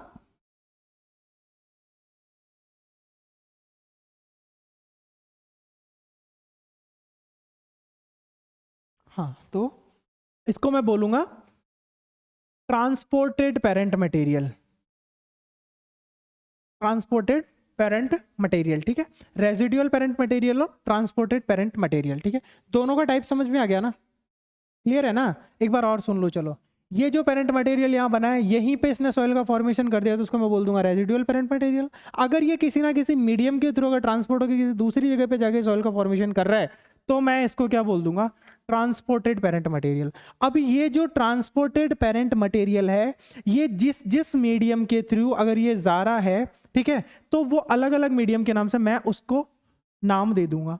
अगर ये transported and deposited by gravity, ठीक है, ग्रेविटी के थ्रू जो हमारा जो ग्रेविटेशनल फोर्स है उसके थ्रू जाता है तो मैं इसको कोलुवियम बोलूंगा। अगर ये डिपॉजिटेड बाय वाटर के थ्रू जाता है तो मैं इसको एलुवियम बोलूंगा। अगर ये एयर के थ्रू जाता है तो मैं इसको एओलियन बोलूंगा या फिर सैंड ड्यून्स बोलूंगा। अगर ये लैक्स के थ्रू जाता है, लैक वाटर के थ्रू जाता है तो मैं इसको लैकेस्ट्राइन बोलूंगा। अगर ये ओशियंस के थ्रू जाता है, ओशियंस और शी के थ्रू जाता है तो मैं उसको मैराइन बोलूंगा। अगर ये thickness and common in deep forest, ठीक है, organic matter accumulated as several meters in thickness and common in deep forest। देखो अभी अपन जब सॉइल प्रोफाइल की बात करेंगे तो हम देखेंगे कि जो ओ होराइजन है हमारा, जिसको हम ऑर्गेनिक मैटर वाला होराइजन बोलते हैं, वो सिर्फ हमको कहाँ देखने को मिलेगा, फॉरेस्ट सॉइल में देखने को मिलेगा, ना कि जनरल एग्रीकल्चर लैंड के ऊपर, ठीक है। फॉरेस्ट सॉइल में देखने को मिलेगा तो जो ऑर्गेनिक मैटर का जो लेयर है, जो एक्यूमुलेशन होता है वो फॉरेस्ट सॉइल में देखने को मिलेगा। तो उस टाइप की अगर ये चीज़ है, अगर ऑर्गेनिक मैटर का एक्यूमुलेट सेवरल मीटर्स थिकनेस के ऊपर हो रखा है, एक सेवरल मीटर्स की थिकनेस के ऊपर हो रखा है, तो उसको हम क्या बोलेंगे, ऑर्गेनिक बोल देंगे। उस पेरेंट मटेरियल को क्या हम बोल देंगे, ऑर्गेनिक पेरेंट मटेरियल बोल देंगे। इसके बाद में sediments transport and deposited by flowing water पूछा जाता है, और कंफ्यूज हम पता है कहाँ होते हैं, एक तो वो पूछता है सी और ओशियन वाला, एक बोलता है फ्लोइंग वाटर। फ्लोइंग वाटर अगर अपन रिवर की बात कर लेंगे, ठीक है, रिवर भी तो फ्लो करती रहती है ना, तो हम जाके ये वाला करके आ जाते हैं, सी और ओशियन वाला मैराइन कर देंगे, लैकेस्ट्राइन कर देंगे, कन्फ्यूजन। लेकिन अगर फ्लोइंग वाटर के थ्रू वो जा रहा है तो उसको लिखेंगे अपन आउटवॉश, ठीक है। और weathered rock, hard rock in place, उसको अपन रेजिडियम बोल देंगे। टिल और मोरेन बोल देंगे बाय ग्लेशियर्स के थ्रू, जो आइस का जो आइस है ग्लेशियर्स के थ्रू जो पेरेंट मटेरियल मूव करेगा उसको टिल मोरेन बोलेंगे। और अगर, ठीक है, इन विंड ब्रॉन, ठीक है, यहाँ दो चीज थी बाबू, एक बार यहाँ हम देखेंगे, देख दोस्त, एक तो है एओलियन, दूसरा है लॉइस, दोनों में क्या डिफरेंस है, ठीक है। अगर एयर के थ्रू सैंड का ट्रांसफॉर्मेशन हो रहा है, जो सॉइल के अंदर तीन टाइप का पार्टिकल है, सैंड, सिल्ट और क्ले, ठीक है, अगर एयर के थ्रू सैंड का ट्रांसपोर्टेशन हो रहा है तो मैं उसको कंसीडर करूंगा एओलियन में। अगर एयर के थ्रू सिल्ट और क्ले का ट्रांसपोर्टेशन हो रहा है तो मैं इसको कंसीडर करूंगा लॉइस के अंदर। इसको, इस टेबल को ना दिमाग में बैठा लो यार, रिलेट कर लो, बहुत बार पूछी जाती है, ठीक है। आगे चलते हैं। एक अपन जब टर्म पढ़ रहे थे, चलो इसको अपन ना, ये कंटेंट यहाँ लिखा हुआ है, इसको अपन सॉइल प्रोफाइल में डिस्कस करेंगे, वहां अच्छे से समझ आएगा, ठीक है। हाँ, अब आ जाती है अपनी पैडोजेनिक प्रोसेस, मजा आने वाला है, ठीक है।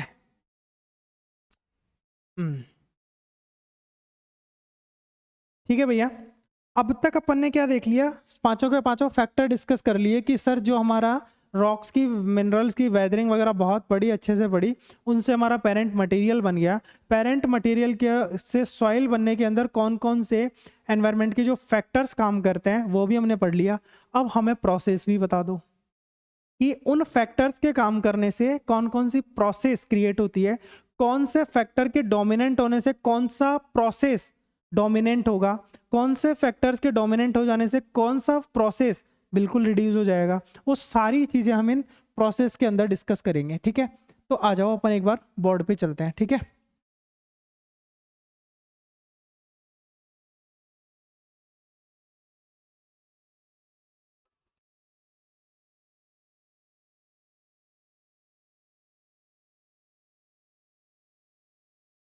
है ना, ठीक है, बोर्ड पे चलते हैं अपन एक बार।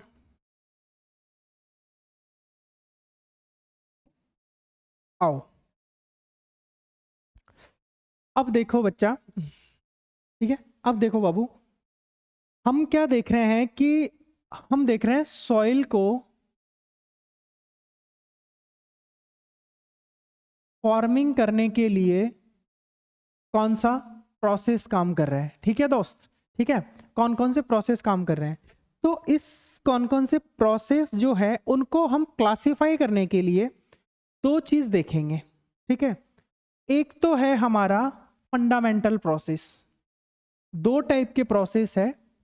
एक तो है हमारा फंडामेंटल प्रोसेस,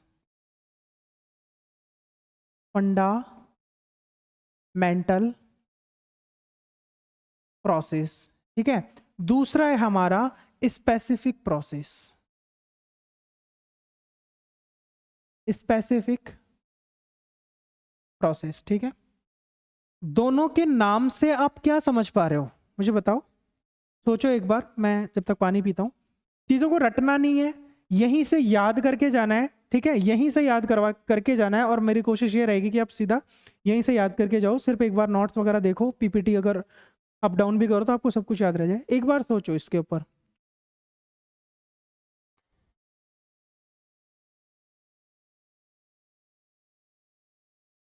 ठीक है, ठीक है, सोच लिया हो तो अब मैं बात कर लेता हूं। फंडामेंटल है, एक है स्पेसिफिक है। फंडामेंटल कहीं भी कभी भी ना, कोई भी चीज कोई भी वर्ड अगर रिलेट नहीं कर पाओ ना, ये सोचो कि मैंने इस वर्ड को कहाँ सुना था, किस केस में सुना था। चलो ठीक है, जब एडमिशन लिया है तो सबसे पहले सॉइल साइंस को देखा हो तो वहां क्या लिखा हुआ है, फंडामेंटल ऑफ सॉइल साइंस, ठीक है। क्या फंडामेंटल ऑफ सॉइल साइंस, मतलब आपको अगर बीएससी एग्रीकल्चर करना है और आगे जाके सॉइल साइंस में एमएससी पीएचडी करनी है, बाद में जाके एपी साइंटिस्ट बनना है सॉइल साइंस का, तो आपको ये बीएससी एग्रीकल्चर का फंडामेंटल ऑफ सॉइल साइंस तो पढ़ना ही पड़ेगा। मतलब अगर आपको कुछ करना है, ठीक है, वही यही मैं गलत बोल रहा हूँ क्या यार, यही चीज अभी यहाँ निकल के आएगी, ठीक है। फंडामेंटल शब्द लगाए मतलब ये तो आपको करना ही है, करना ही है। तो ये जो फंडामेंटल प्रोसेस है, जो मैं 3 या 4 टाइप के भी देखूंगा, ठीक है, 3 या 4 टाइप की मैं भी देखूंगा, ये तो सॉइल फॉर्मेशन के लिए होगी ही होगी, चाहे किसी भी टाइप की सॉइल हो, किसी भी प्रकार की सॉइल हो, कहीं पे भी हो, किसी भी जगह की सॉइल हो, ये प्रोसेस तो वहां हुए ही हुए हैं। कौन कौन से हैं, सबसे पहला है ह्यूमिफिकेशन, दूसरा है इलुविएशन, तीसरा है, सॉरी ये एल्यूविएशन इसको बोलते हैं, इसको इल्यूविएशन बोलते हैं। बहुत कंफ्यूजिंग पॉइंट है। एक और लास्ट का एक प्रोसेस बचता है, इतना इंपॉर्टेंट नहीं है वो, अगर हो सके तो उसका नाम हम याद रख सकते हैं यार। नहीं है इतना इंपॉर्टेंट, आपकी बेसिक बुक्स के अंदर तो नहीं दिया हुआ है, इसका नाम ही नहीं दिया हुआ है। नहीं दिया हुआ, छोड़ो उसको। 3 ही प्रोसेस है, ठीक है, 3 ही प्रोसेस इसके अंदर याद रखेंगे। 3 मेरी फंडामेंटल प्रोसेस है, वो किसी भी टाइप की सॉइल हो, कहीं भी बनी हो, ये प्रोसेस तो होने ही होने हैं। इसलिए मैंने इसको किसके अंदर कंसिडर किया है जी, मैंने क्या बुक्स में किया हुआ है यार, है ना, ठीक है। तो फंडामेंटल के अंदर कंसिडर किया है। बात कर लेते हैं स्पेसिफिक प्रोसेस की, ठीक है। स्पेसिफिक प्रोसेस से क्या निकल के आ रहा है कि वो जो सॉइल फॉर्म होने के लिए कोई ना कोई स्पेसिफिक कुछ ना कुछ फैक्टर होगा, कोई ना कोई फैक्टर मोस्ट डोमिनेंट होगा, स्पेसिफिक कंडीशन उसको चाहिए होगी, तभी वो प्रोसेस रन करेगा, ठीक है। तो स्पेसिफिक प्रोसेस वो कि किसी ना किसी स्पेसिफिक कंडीशन के ऊपर डिपेंड होगा, ठीक है। तो इसको स्पेसिफिक प्रोसेस बोलते हैं। ये 2 टाइप का होता है यार, ठीक है, ये 2 टाइप का होगा, एक तो जोनल, एक होगा azonal. Zonal specific soil forming process और azonal specific soil forming process, ठीक है। जोनल की मैं बात करूंगा तो स्पेसिफिक कंडीशन की मैं बात करूंगा। स्पेसिफिक कंडीशन कौन सी, एक्टिव फैक्टर। अगर एक्टिव फैक्टर कौन कौन से हैं जी, क्लाइमेट है सर और बायोस्फीयर है। अगर ये दोनों की स्पेसिफिक कंडीशन जहां है वहां पे ये वाले प्रोसेस रन करेंगे, जिसको मैं जोनल के अंदर कंसीडर करूंगा। ये कौन कौन से हैं, ये 4 प्रोसेस याद रखने अपने को। एक है, पहला है कैल्शिफिकेशन, कौन सा है, कैल्सिफिकेशन। दूसरा है इसी का उल्टा, डी कैल्सिफिकेशन, इसी का उल्टा। तीसरा है मेरा पॉडजुलाइजेशन, जो बहुत बहुत इंपॉर्टेंट है यार, बहुत बार पूछा जाएगा, ठीक है, ठीक है, पॉडजुलाइजेशन। और लास्ट है मेरा लेटराइजेशन, वेरी वेरी इंपॉर्टेंट, ठीक है, लेटराइजेशन, ठीक है। इसके बाद में अगर एजोनल की बात करूंगा तो ये नॉर्मली किसी ना किसी ये पैसिव फैक्टर्स जहां एक्टिव होंगे, passive factor in the sense slope हुआ, मेरा पेरेंट मटेरियल हुआ और टाइम हुआ इसके ऊपर, ठीक है। तो पैसिव फैक्टर्स जहाँ पे डोमिनेंट होंगे वह एजोनल प्रोसेस होंगे। इसके अंदर ये बस नाम याद रखने ना, आपको नॉर्मल सा डेफिनेशन देख लेनी है, ठीक है। ग्लाइजेशन हुआ, सैलिनाइजेशन हुआ, सैलिनाइजेशन हुआ, जिप्सिफिकेशन हुआ, ये नॉर्मल प्रोसेस है, ये आपको देख लेना है। एल्कलाइजेशन हुआ, एल्केलाइजेशन। अब देखो ना, सिंपल दिख रहा है, सैलिनाइजेशन साल्ट की बात कर रहा है ये। साल्ट कहाँ से आएगा? पेरेंट मटेरियल से आएगा ना। जब सलाइन सॉइल के फॉर्मेशन को याद करोगे आप, ठीक है, सलाइन सॉइल किससे बनेगी? जब उसका जो पेरेंट मटेरियल है वो साल्टी होगा, ठीक है। वो वाटर वाली वो एक कंडीशन बाद में अलग फैक्टर होगा, लेकिन बेसिक तो यही हुआ ना। तो पेरेंट मटेरियल आ गया, यहाँ पे एल्कलाइजेशन, अगर एल्कली पेरेंट मटेरियल हुआ तो एल्कलाइजेशन हो जाएगा, ठीक है। और ये ग्लाइजेशन हमें देख लेंगे अपन, ठीक है। तो ये मेरा सॉइल फॉर्मिंग प्रोसेस का एक फ्लो चार्ट हो गया, ठीक है। दो टाइप की बात की, फंडामेंटल प्रोसेस, दूसरा स्पेसिफिक प्रोसेस। फंडामेंटल प्रोसेस जो होने ही होने हैं, तीन है, ह्यूमिफिकेशन, एलिवेशन, एलिवेशन। दो टाइप की स्पेसिफिक प्रोसेस है, जोनल और एजोनल। एक्टिव फैक्टर की बात होगी तो जोनल आ जाएगा, पैसिव की बात होगी तो एजोनल आ जाएगा। इसके बाद ये चार है, कैल्सिफिकेशन, डीकैल्सिफिकेशन, पॉडजुलाइजेशन, लेटराइजेशन। और उसके बाद एजोनल की बात कर देंगे, पैसिव एक्टिव, ये वाला, ठीक है।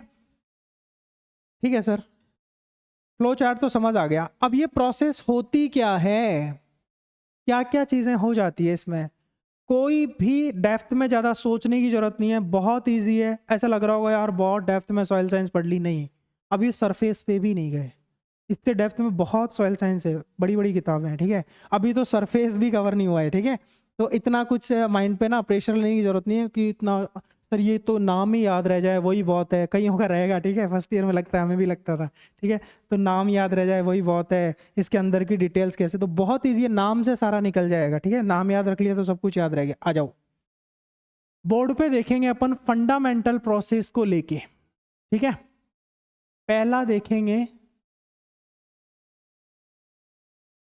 फंडामेंटल प्रोसेस के अंदर एक नंबर पे आ जाएगा मेरा ह्यूमिफिकेशन, ठीक है जी। देखो दोस्त, ठीक है, ह्यूमिफिकेशन से क्या समझ में आ रहा है? ह्यूमिफिकेशन से और तो कुछ याद नहीं आ रहा सर, एक चीज निकल के आ रही है कि ह्यूमस सुना हुआ है, बस वही बनता है इसके अंदर, ठीक है। इस फंडामेंटल प्रोसेस में अब ये भी याद मत रखो कि फंडामेंटल प्रोसेस ये काम होना ही होना है, होना इसीलिए ना यार, सिंपल है कि आप मेरी सर्च सरफेस की बात करोगे, यहाँ पे मेरा ऑर्गेनिक रेजिड्यूज जो आएगा प्लांट सोर्स और ह्यूमन सोर्स से, इसका मेरे को डिकम्पोजिशन तो करना ही पड़ेगा ना, ऑब्वियसली, चाहे वो कहीं की भी सोइल हो। अरे यार वो अमेरिका की सोइल हो, चाहे इंडिया की सोइल हो, चाहे इधर अपना अफगानिस्तान कजाकिस्तान की सोइल हो, ठीक है, ये करना तो है ही ना।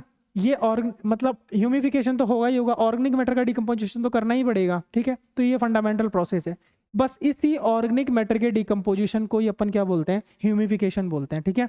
डिकम्पोजिशन ऑफ ऑर्गेनिक मैटर बनेगा क्या इससे? डार्क ब्लैक कलर का जो कंटेंट बनेगा उसको हम ह्यूमस बोल देंगे।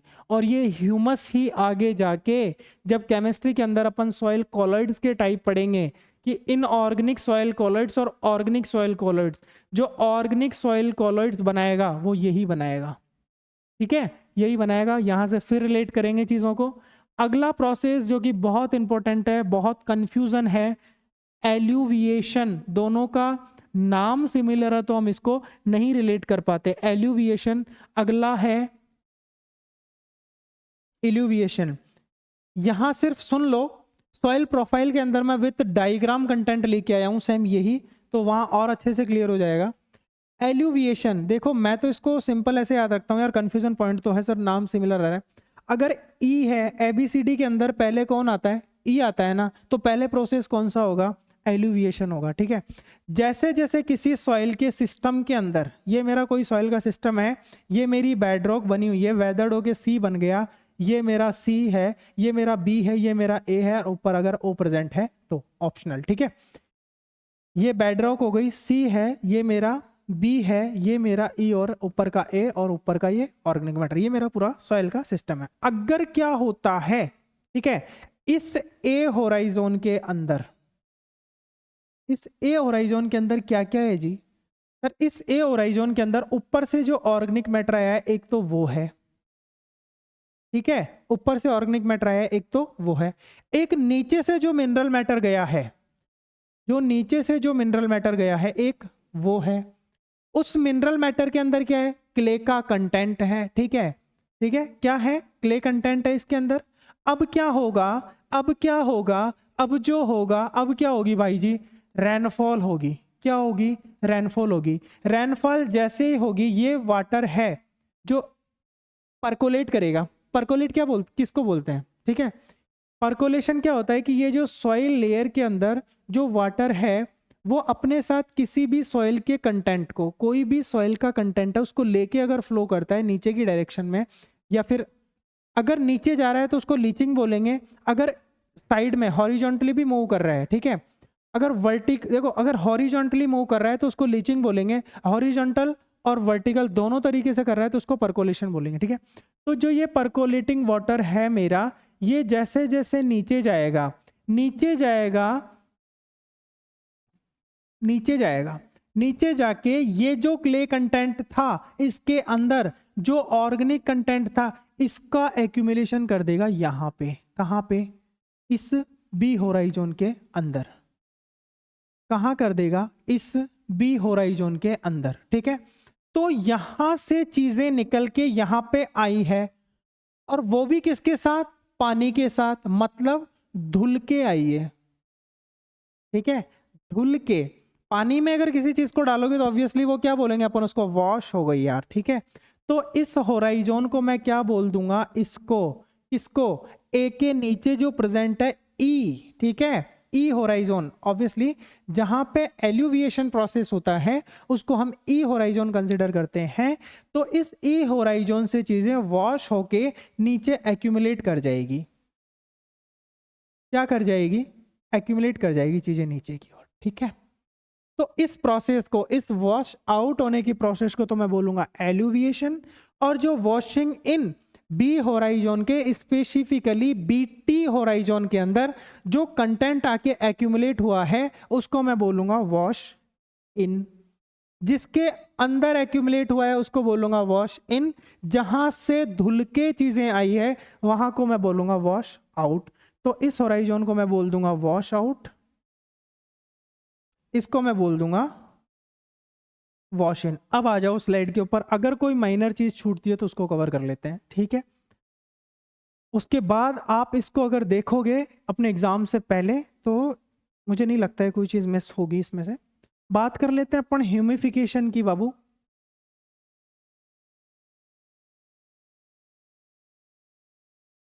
बात कर लेते हैं अपन ह्यूमिफिकेशन की। क्या था? ह्यूमस का बनना, ऑर्गेनिक मैटर का डिकम्पोजिशन और ह्यूमस का फॉर्मेशन, ठीक है। बात यही करेंगे, process of transformation of raw organic matter into humus. कोई नई बात नहीं है, ठीक है। When raw organic materials are added in soil, their decomposition of various organisms produce simple organic acid. Further bacteria polymerization of these organic acids produces a dark brown color substances resistant to microbial. जो humus है उसके ऊपर microbial population फिर उसके बाद work नहीं कर सकती, मतलब वो रेजिस्टेंट है माइक्रोबियल पॉपुलेशन से, जो ह्यूमस है। ये भी कई बार आपको कहीं ना एमसीक्यू टाइप में नॉर्मल एग्जाम्स के अंदर बेसिक में पूछा जा सकता है कि ह्यूमस की प्रॉपर्टीज के अंदर ऑप्शन में आ जाएगा कि रेजिस्टेंट टू माइक्रोबियल पॉपुलेशन। देख लो, सोचो, बात छोटी नहीं है, देखो बेसिक सी बात है, लेकिन आप सोचो ना, माइक्रो ऑर्गेनिजम्स किसको छोड़ते हैं यार? बताओ। जो उनके अंदर में आएगा वो उसको कुछ ना कुछ तो उसका करेंगे, खात्मा करेंगे। लेकिन ह्यूमस एक ऐसा चीज है जो रेजिस्टेंट टू माइक्रोबियल अटैक है, called humus. The whole process may take about a decades of to complete, ठीक है, डिकेड्स टू कंप्लीट। ये जो ह्यूमिफिकेशन प्रोसेस है ये कंप्लीट होने में 10 साल के अराउंड लग जाते हैं, डिकेड्स टू कंप्लीट, ठीक है। उसके बाद वही एल्यूविएशन, इमाइग्रेशन बात करते हैं। अरे यार माइग्रेट नहीं बोलते क्या अपन, ठीक है, माइग्रेशन वर्ड यूज नहीं करते, कोई एक जगह से दूसरी जगह से जाता है कि तो माइग्रेट होके आया है, ठीक है, ठीक है, माइग्रेट होके आया है, ठीक है, तो वही इमाइग्रेशन हम बोलते हैं। तो प्रोसेस क्या है, रिमूवल और वॉश आउट, ठीक है, वॉश आउट टर्म याद रखेंगे, ऑफ सॉइल कंस्टिट्यूएंट, सॉइल के अंदर जो कंस्टिट्यूएंट्स थे वो, ठीक है, इन सस्पेंशन और solution by the percolating water from the upper to lower layer. कौन सी अपर लेयर की बात कर रहे हैं, ये ई लेयर की बात कर रहे हैं। लोअर लेयर कौन सी हो गई, बी लेयर, बी के अंदर भी कौन सी, बी टी, ठीक है, बी टी होराइजन, ठीक है। तो रिजल्टिंग क्या रहेगा, upper layer to lower layer, resulting क्या होगा, textural differentiation which leads to horizon differentiation और डेवलपमेंट ऑफ सॉइल। क्या होगा इससे, टेक्सचुरल डिफरेंशिएशन क्रिएट होगा, ठीक है, वो वाटर क्ले कंटेंट को ऊपर से नीचे लेके आ गया, ऊपर तो क्या बच गया, सैंड वाला कोर्स टेक्सचर बच गया, नीचे फाइन टेक्सचर आ गया, ठीक है, तो टेक्सचुरल डिफरेंशिएशन क्रिएट होगा इससे, ठीक है। इसके बाद में ये लाइन है थोड़ी सी एडवांस लेवल की लाइन है, चाहो तो याद रख सकते हो, अदरवाइज कोई दिक्कत नहीं है। ये सिर्फ इतना बोल रहा है कि जो मोबिलिटी क्रिएट हो रही है सॉइल के अंदर, जो इनऑर्गेनिक कॉन्स्टिट्यूएंट्स थे, इनऑर्गेनिक कॉन्स्टिट्यूएंट कौन कौन से होंगे, जैसे कैल्शियम हुआ, सोडियम हुआ, मैग्नीशियम हुआ, सल्फर हुआ, ये सब चीजें, ठीक है। ये सब चीजों का एक सीक्वेंस दिया है कि अगर क्लोराइड से इसने रिलेट किया है, क्लोराइड से, अगर क्लोराइड का 100 एलिमेंट, ये सोचो अगर क्लोराइड के 100 एलिमेंट माइग्रेट करेंगे, वॉश आउट करेंगे, तो सल्फर के कितने करेंगे, 57, कैल्शियम के ओनली 3, सोडियम का 2.4, मैग्नीशियम का 1.3, ऐसे करके ये सारे के सारे जो कैटाइंस का ऑर्डर दिया हुआ है। चाहो तो आपके लेवल के एडवांस लेवल है, आपसे चाहो तो याद रख लेना, नहीं तो कोई जरूरत नहीं है। अगर एग्जाम में लिख के आओगे तो एग्जामिनर अट्रैक्ट तो होगा यार, कोई ढंग की अच्छी चीज दोगे उसको तो, ठीक है, तो मार्क्स अच्छा जाएंगे। इल्यूवेशन सीधा वही, वॉशिंग ये बोल देगा, मेनली बीटी होराइजन की अपन ने बात कर ली भाई, ठीक है। आगे चलते हैं, ये थे हमारे फंडामेंटल प्रोसेस, ठीक है। अब बात करेंगे अपन हमारे स्पेसिफिक प्रोसेस की। इसके अंदर अपन बोर्ड ले लेते हैं एक बार के लिए, ठीक है, बोर्ड ले लेते हैं एक बार के लिए।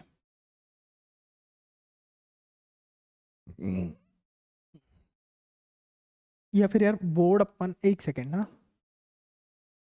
कैल्सिफिकेशन डिकैल्सिफिकेशन आपको यहीं से क्लियर हो जाएगा, क्लिप बोर्ड का नीड मुझे नहीं लगता है, आप अच्छे से देखेंगे। आओ, ठीक है, बात करते हैं अपन स्पेसिफिक सॉइल फॉर्मिंग प्रोसेस की।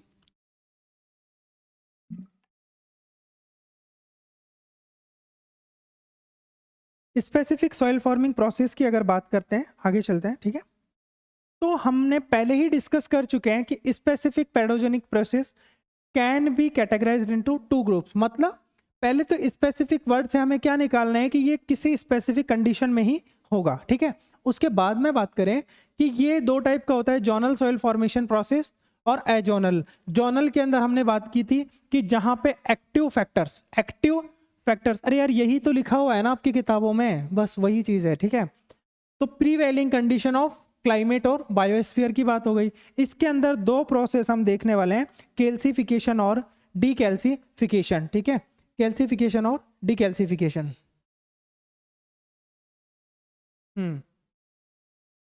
देखेंगे, ठीक है, कैल्सिफिकेशन और डीकैल्सिफिकेशन, ठीक है। सिंपल सी बात करेंगे, कोई वो कहानी नहीं है, ठीक है। कैल्सिफिकेशन सबसे पहले अपन ये देखेंगे कि होगा कहाँ पे, ठीक है, सिंपल है यार। अभी कुछ टाइम पहले कैल्सिफिकेशन, कैल्शियम का एक्यूमुलेशन हमें कहाँ देखने को मिलेगा, कैल्सिफिकेशन मीन्स कैल्शियम कार्बोनेट का एक्यूमुलेशन, ये कहाँ देखने को मिलेगा, सिंपल है यार, जहां एरिड क्लाइमेट होगा ना, एरिड क्लाइमेट होगा वहां ये देखने को मिलेगा अपने को, ठीक है। क्या कैल्शियम कार्बोनेट का एक्यूमुलेशन कहाँ देखने को मिलेगा, एरिड क्लाइमेट के अंदर, मतलब कैल्सिफिकेशन जो प्रोसेस है एरिड क्लाइमेट के अंदर होगी। एरिड क्लाइमेट की क्या कंडीशन होगी बताओ? टेम्परेचर बढ़ा हुआ रहेगा, CO2 कंटेंट घटा हुआ रहेगा, ठीक है, ये याद रखना है एक टाइम के लिए, ठीक है। अब आ जाते हैं अपन इस कंडीशन के अंदर, ठीक है।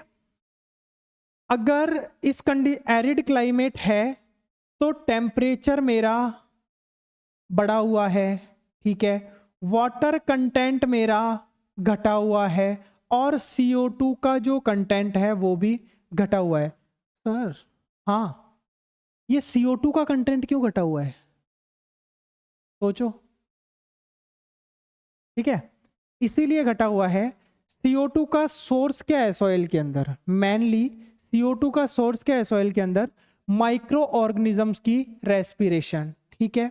रेस्पिरेशन कब करेंगे माइक्रो ऑर्गेनिज्म? जब उनकी पॉपुलेशन अच्छी होगी। पॉपुलेशन कब अच्छी होगी? ठीक ठाक का वाटर कंटेंट होगा। वाटर तो चाहिए ना यार, सुटेबल क्लाइमेट तो चाहिए ना। तो जब सुटेबल क्लाइमेट होगा, ऑब्वियसली अच्छा वाटर कंटेंट होगा तो माइक्रोबियल पॉपुलेशन अच्छी होगी। माइक्रोबियल पॉपुलेशन अच्छी होगी तो रेस्पिरेशन अच्छा करेंगे और रेस्पिरेशन से सोइल में CO2 बनेगी। यहाँ तो एरिड क्लाइमेट है तो टेम्परेचर तो बहुत बढ़ गया, पानी है ही नहीं और CO2 फिर घट गया, ठीक है। ये कंडीशन हम याद रखने वाले हैं। अब देखते हैं क्या होता है सर।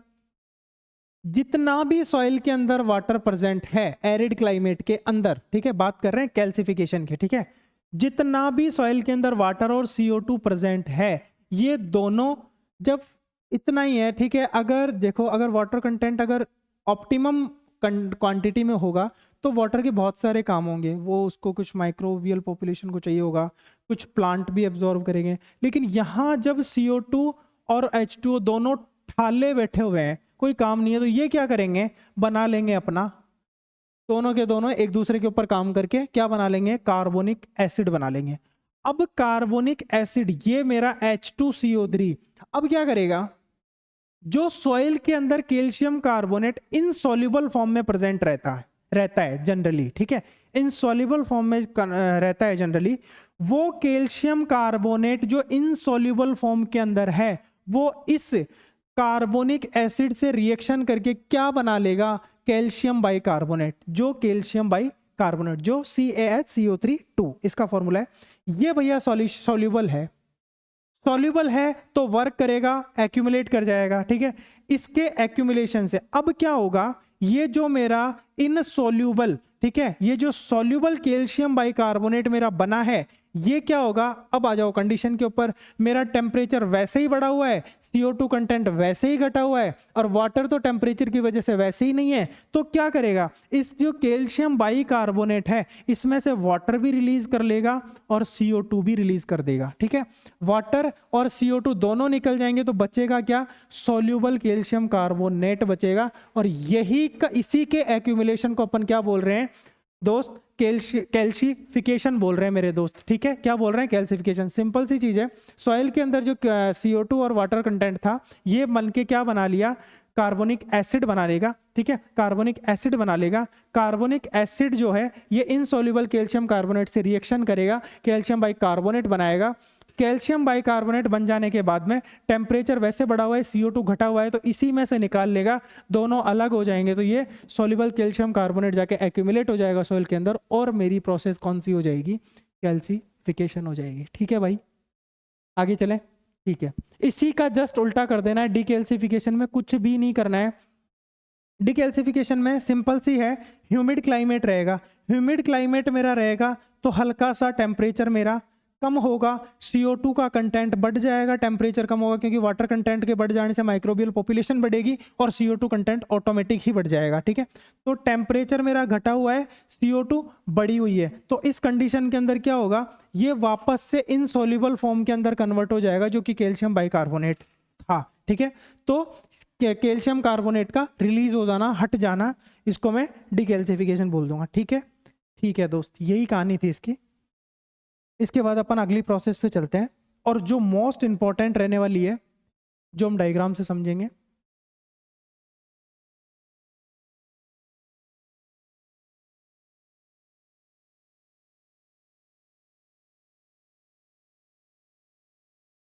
ठीक है, आ जाओ वापस। दो चीज अपन बात करेंगे, एक है मेरा पोडजोलाइजेशन, पोडजोलाइजेशन, सॉरी, पोडजोलाइजेशन। दूसरा मैं बात करूंगा लेटेराइजेशन।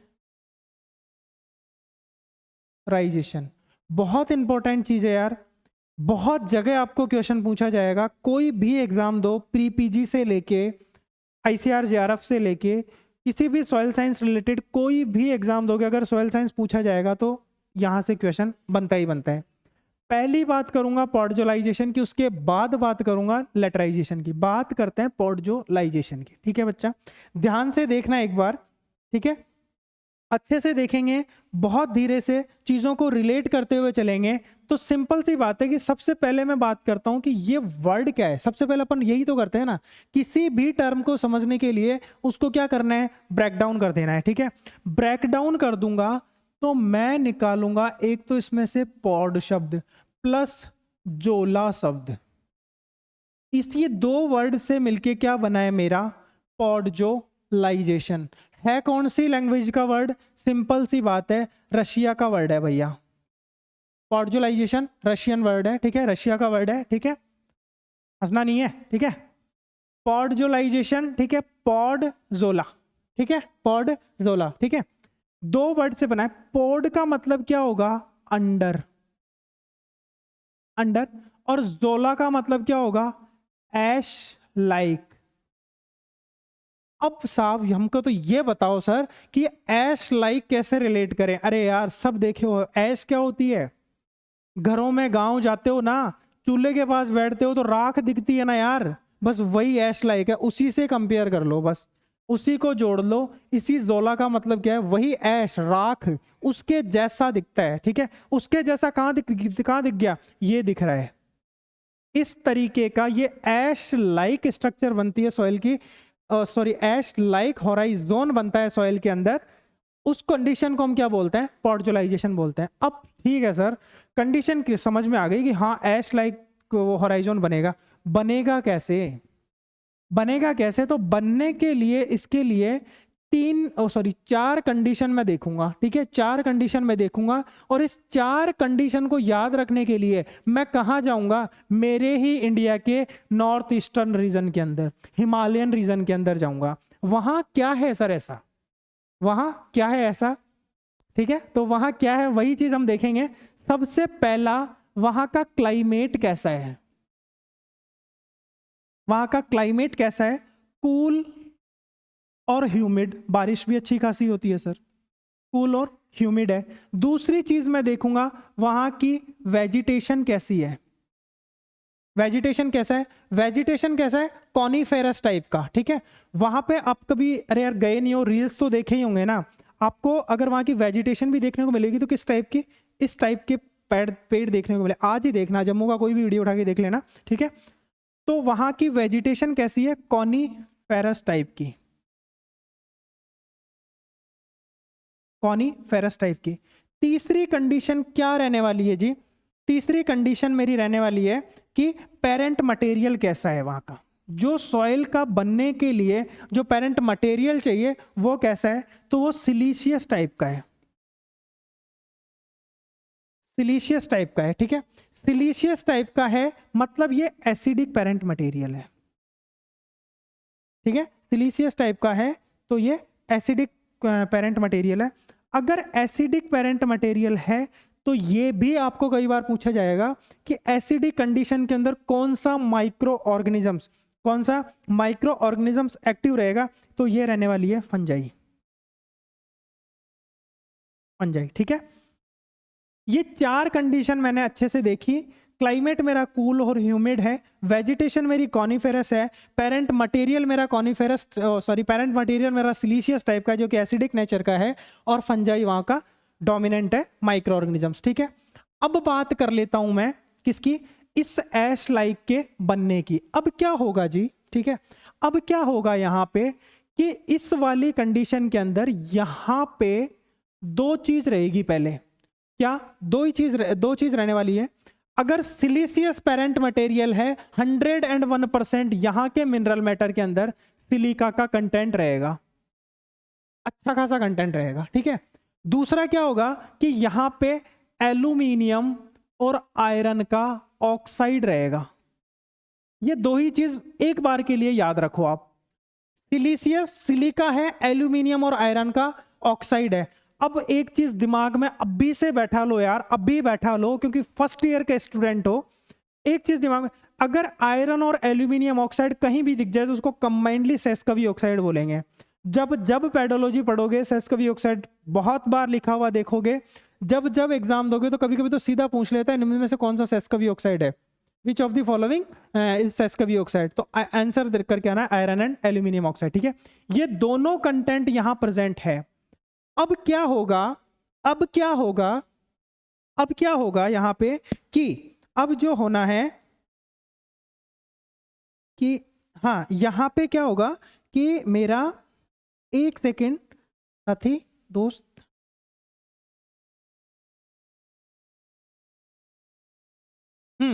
अब क्या होना है यहां पे, मेरा सिलिका और सेस्कवी ऑक्साइड प्रेजेंट है। अब देखो, अब बात आते हैं अपन यहाँ के पेरेंट में, एसिडिक नेचर पीएच पे आते हैं, ठीक है। अभी देखो यहाँ पे मैं बात कर रहा हूँ, क्लाइमेट मेरा कूल और ह्यूमिड है, वेजिटेशन कॉनिफेरस है और पेरेंट मटेरियल सिलिशियस है जो कि एसिडिक नेचर का है। अब अगर कोई चीज एसिडिक है तो 100% यहाँ का पीएच क्या होगा, रिड्यूस होगा नॉर्मल कंडीशन से। और अराउंड कितना होता है, 5 के आसपास पीएच होता है, 5 के आसपास मेरा पीएच होगा। तो ये सिलिका इस पीएच के ऊपर तो रहती है इनसॉल्युबल,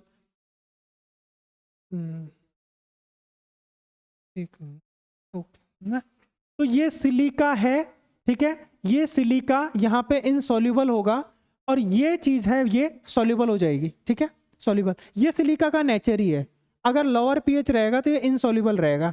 तो भैया सीधी सी बात है, लोअर पीएच तो है सर, यहाँ तो एसिडिटी वैसे ही क्रिएट हो रखी है, तो सिलिका तो यहाँ रह जाएगी और ये एल्यूमिनियम और आयरन ऑक्साइड है, ये नीचे की तरफ मूव कर जाएगा। तो सिलिका का एक्यूमुलेशन, सेस्कवी ऑक्साइड का रिलीज हो जाना नीचे की लेयर्स के ऊपर, इसी को अपन क्या बोलते हैं, पॉड्जुलाइजेशन। और इस सिलिका का कलर ऐश लाइक होता है, इसी वजह से सिलिका के एक्यूमुलेशन से इसका जो कलर है ये ऐश लाइक बन जाता है। क्लियरली, अब कोई दिक्कत इसमें बची है, ठीक है। जस्ट अपोजिट बात मैं लेटराइजेशन में करूंगा, इसलिए मैं इसके ऊपर फोर्स कर रहा हूं। पॉड्जुलाइजेशन क्लियर हुआ ना यार, कुछ बचा है क्या, ठीक है, नहीं है, ठीक है। एक कंडीशन और अपन देखेंगे, आप लोग बुक्स के अंदर पढ़ोगे तो निकल के आएगी कि यहां पे सर रेनफॉल अच्छा है, रेनफॉल अच्छा है, रेनफॉल अच्छा है तो लीचिंग भी अच्छी होगी, ऑब्वियसली होगी भाई, ठीक है, लीचिंग अच्छी होगी। तो ऊपर के लेयर के अंदर जितने भी बेसिक कैटाइन थे, बेसिक, ये प्रोसेस एक्चुअली दोनों के अंदर होता है, इसलिए मैंने उसको इन्वॉल्व नहीं किया। सिंपल आप इतना याद रखोगे कि पीएच किसके ऊपर डिपेंड रहेगा, इस पेरेंट मटेरियल के ऊपर डिपेंड रहेगा, इसीलिए पीएच रिड्यूस होगा। पीएच रिडक्शन हो जाने की वजह से सिलिका वहां पे इनसॉल्युबल हो जाएगा और आयरन ऑक्साइड जो एल्यूमिनियम ऑक्साइड है वो सॉल्युबल हो जाएगा और वो नीचे चला जाएगा, ठीक है। तो दोस्त इसको अपन ये देखेंगे कि इस तरीके से ये, हाँ, लीचिंग जो होगा ये बेसिक कैटाइन नीचे चले जाएंगे और ऊपर एसिडिक कैटाइन बच जाएंगे, इस वजह से भी पीएच के अंदर रिडक्शन देखने को मिलता है, ठीक है। ये था अपना अच्छा सा पॉड्जुलाइजेशन प्रोसेस। ऐश लाइक जो हॉरिजॉन बनता है वो इस वजह से बनता है, सिलिका कंटेंट की वजह से, ठीक है। अब आ जाते हैं अपना लेटराइजेशन के ऊपर। देखो लेटराइजेशन के अंदर बात वही करेंगे, सबसे पहले तो इस वर्ड को तोड़ेंगे, ठीक है, वर्ड को तोड़ेंगे, ठीक है, शब्द को तोड़ेंगे।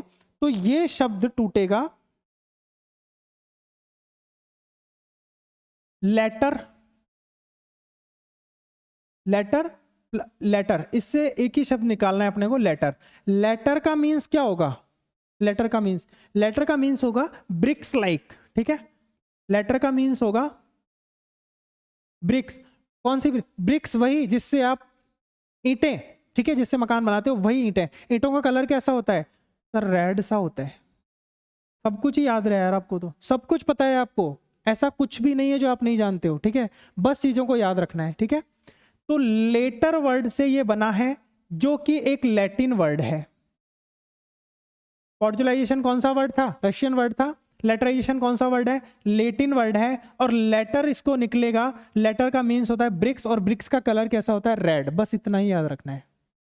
अरे यार एग्जाम के अंदर ना इतनी भी बात याद रह गई ना आपको, आप सही करके आ जाओगे। रेड, रेड कलर का कुछ दिखेगा? रेड कलर का कुछ दिख रहा है क्या आपको? ये आपका ऊपर का वेजिटेशन है, सॉइल के ऊपर का। ये ए और आई जो ना, ये देखो पूरा का पूरा रेड कलर दिख गया। रेड कलर, रेड कलर का मतलब आ गया ना, जिसको रेड कलर याद हो गया तो वो क्वेश्चन गलत नहीं करके आएगा, वो सिंपल लिख के आ जाएगा कि सर रेड मीन्स लोहा। आप कभी जंग देखे हो क्या? जंग, लोहे के ऊपर जंग देखे हो क्या? वो कब बनता है? आयरन के ऑक्सीडेशन से ही तो बनता है ना। आयरन के ऑक्सीडेशन होने से उसके ऊपर जंग लग जाता है। जंग का कलर कैसा होता है? लाइक ईंट के जैसा ही होता है ना। बस वहीं आ जाओ। आयरन ऑक्साइड, और आयरन के साथ कल भी बात हुई थी शायद, जहां जहां एल्यूमिनियम देखोगे वहां वहां आयरन देखोगे, जहां जहां आयरन देखोगे वहां वहां एल्यूमिनियम देखोगे, ठीक है। तो आयरन के साथ अपना क्या आ जाएगा? एल्यूमिनियम आ जाएगा। तो जहां रेड कलर वहां आयरन ऑक्साइड, तो मतलब सर सेस्कवी ऑक्साइड का तो एक्यूमुलेशन, ठीक है, और सिलिका का रिमूवल। इसी को मैं क्या बोलूंगा? Laterisation process. अब ये होता कैसे है, थोड़ा उस पे ऊपर आ जाते हैं कि किस तरीके से इस कंडीशन के अंदर आप सेस्कवी ऑक्साइड का तो एक्यूमुलेशन करवा दे रहे हो और किस तरीके से सिलिका का रिमूवल करवा दे रहे हो, ये चीज देख लेते हैं। इसके अंदर भी वही 4 कंडीशन देखेंगे अपन। सबसे पहले मैं क्लाइमेट की बात करूंगा। क्लाइमेट कैसा होगा मेरा? वार्म और ह्यूमिड। वेजिटेशन मुझे किस टाइप की देखने को मिलेगी? वेजिटेशन देखने को मिलेगी मुझे ब्रॉड लीफ ट्रॉपिकल, ठीक है। जो ब्रॉड लीफ, बड़ी बड़ी पत्तियों वाली वेजिटेशन आपको वही साउथ इंडियन, साउथ में जो ह्यूमिड क्लाइमेट है, बिहार वगैरह, वहाँ देखने को मिलेगा। ब्रॉड लीफ वेजिटेशन देखने को मिलेगा। उसके बाद यहाँ पर जो तीसरी चीज़ क्या थी यार, ठीक है, हाँ, पेरेंट मटेरियल की बात करूँगा तो पेरेंट मटेरियल मुझे देखने को मिलेगा बेसिक नेचर का। बेसिक नेचर का मेरे को पेरेंट मटेरियल देखने को मिलेगा। और बेसिक नेचर का पेरेंट मटेरियल कैसा होता है? जो कि फेरोमैग्नीशियन टाइप का, फेरोमैग्नीशियन टाइप का। रॉ उसका जो मिनरल्स देखेंगे और देख लेंगे, 2 टाइप के मिनरल्स होते हैं, फेरोमैग्नीशियन और नॉन फेरोमैग्नीशियन, ठीक है। तो फेरोमैग्नीशियन टाइप का किसको बोलेंगे? जिसके अंदर आयरन कंटेंट ज़्यादा होगा। वो कैसे नेचर का होगा? बेसिक नेचर का होगा। जिसके अंदर सिलिका कंटेंट ज़्यादा होगा, कैसे नेचर का होगा? एसिडिक नेचर का होगा। सिंपल यही चीज़ें हैं जो आपको एग्जाम में क्वेश्चन सही करवाती है। ये चीज़ें अगर याद रहती है ना तो आप सोच के सही कर देते हो, ठीक है। सिंपल बात है भाई जी, सिलिका जहाँ दिख गया वहाँ एसिडिक नेचर है, और जहाँ पे आयरन कंटेंट दिख गया वो बेसिक नेचर है, ठीक है। ठीक है, माइक्रोबियल पॉपुलेशन कौन सी एक्टिव रहेगी? बैक्टीरिया रहेंगे, बैक्टीरिया। ये भी कई बार पूछा जाता है कि एसिडिक नेचर में कौन सी माइक्रोबियल पॉपुलेशन सबसे ज़्यादा एक्टिव रहती है, तो रहने वाली है फंजाई। और अगर बात करते हैं यहाँ की तो बैक्टीरिया। क्लास बहुत लंबी हो रही है, हम थोड़ा फास्ट चलते हैं, ठीक है। अब देखो, ठीक है, अब ये कंडीशन आ गई तो क्या होना है? सिंपल सी बात है सर, अगर बेसिक नेचर का पेरेंट मटेरियल है तो इसका पीएच कितना रहेगा? न्यूट्रल टू एल्कलाइन, ठीक है। पीएच कितना रहेगा? न्यूट्रल टू एल्कलाइन, मतलब 7 से 8 9 तक चला जाएगा, ठीक है। ये चला जाएगा तो अब तो सर यहाँ तो उल्टा हो गया। अगर पीएच बढ़ गया तो मेरी सिलिका, जो सिलिका है वो तो सॉल्युबल हो गई। सिलिका सॉल्युबल हो गई तो भाई सिलिका तो नीचे चली जाएगी और आपका जो सेस्कवी ऑक्साइड है वो यहाँ जमा हो जाएगा। इस वजह से इसका कलर कैसा हो जाएगा? रेड हो जाएगा, ठीक है। दोनों प्रोसेस वीडियो को 1 बार नहीं, 2 बार नहीं, 3 बार देखना, लेकिन ये दोनों प्रोसेस याद रख लेना। आज की क्लास का अगर एक शब्द में अगर बोलना चाहूँ ना, आज की क्लास को जो मल्टीपल टाइम आपको बेनिफिट देने वाली है, ये दोनों टर्म ही है, पॉड्युलाइजेशन और लेटराइजेशन, ठीक है। आगे चलते हैं। और मुझे नहीं लगता यार इससे बेटर को, मतलब हर एक चीज़ को मैं एकदम क्लियरली समझा चुका हूँ। आगे चलते हैं, ठीक है। बात वही आ जाएगी, वही पॉड्युलाइजेशन लेटराइजेशन वाली जो हमने वहाँ पे देखा है, ठीक है। तो देखोगे अगर दोबारा, पॉड्युलाइजेशन क्या? Term podzol direct Russian word था, पॉड और zola. Zola means ash like था। Process of accumulation of silica, removal of sesquioxide. यही लाइन याद रखनी है आपको। अभी के लिए तो, ठीक है। किस तरीके से होती है वो मैंने आपको एक एलिमिनेट करके बता दिया चीज़ों को रिलेट करने के लिए। सिंपल आपको यही लाइन याद रखनी है, accumulation of silica, removal of sesquioxide, also called acid hydrolysis. Acid hydrolysis क्यों बोलते हैं इसको, बताओ। एसिड हाइड्रोलाइसिस क्यों बोलते हैं इसको? एसिड हाइड्रोलाइसिस इसीलिए बोलते हैं कि यहां पे एसिडिक पेरेंट मटेरियल था, एसिडिक पेरेंट मटेरियल था, तो एसिडिटी, एसिड, इसकी वजह से पीएच बढ़ा, पीएच बढ़ने से एसिड की प्रेजेंस में वहां पे वाटर के साथ कौन रिमूव कर गया? सिलिका रिमूव कर गया, सॉरी सिलिका नहीं, सेस्कवी ऑक्साइड रिमूव कर गया, ठीक है। सेस्कवी ऑक्साइड रिमूव कर गया ना, तो इसीलिए इसको एसिड हाइड्रोलाइसिस बोल दिया। क्लाइमेट वही कूल एंड ह्यूमिड वाली। और ये जो पॉड्युलाइजेशन है ना, एक चीज देखूं तो इंडिया के अंदर कितना सा हिमालयन रीजन है ना, बस वहीं पे किसी किसी रीजन में देखने को मिलेगा, बाकी इंडिया में इतना नहीं देखने को मिलेगा। ये इंडिया के अंदर हमारा लेटराइजेशन ही पॉडजोल सोइल बहुत कम है इसीलिए। वेजिटेशन की बात करेंगे तो कॉनिफेरस, सैम, सिलीसियस मटेरियल और फंजाई आ जाएगा।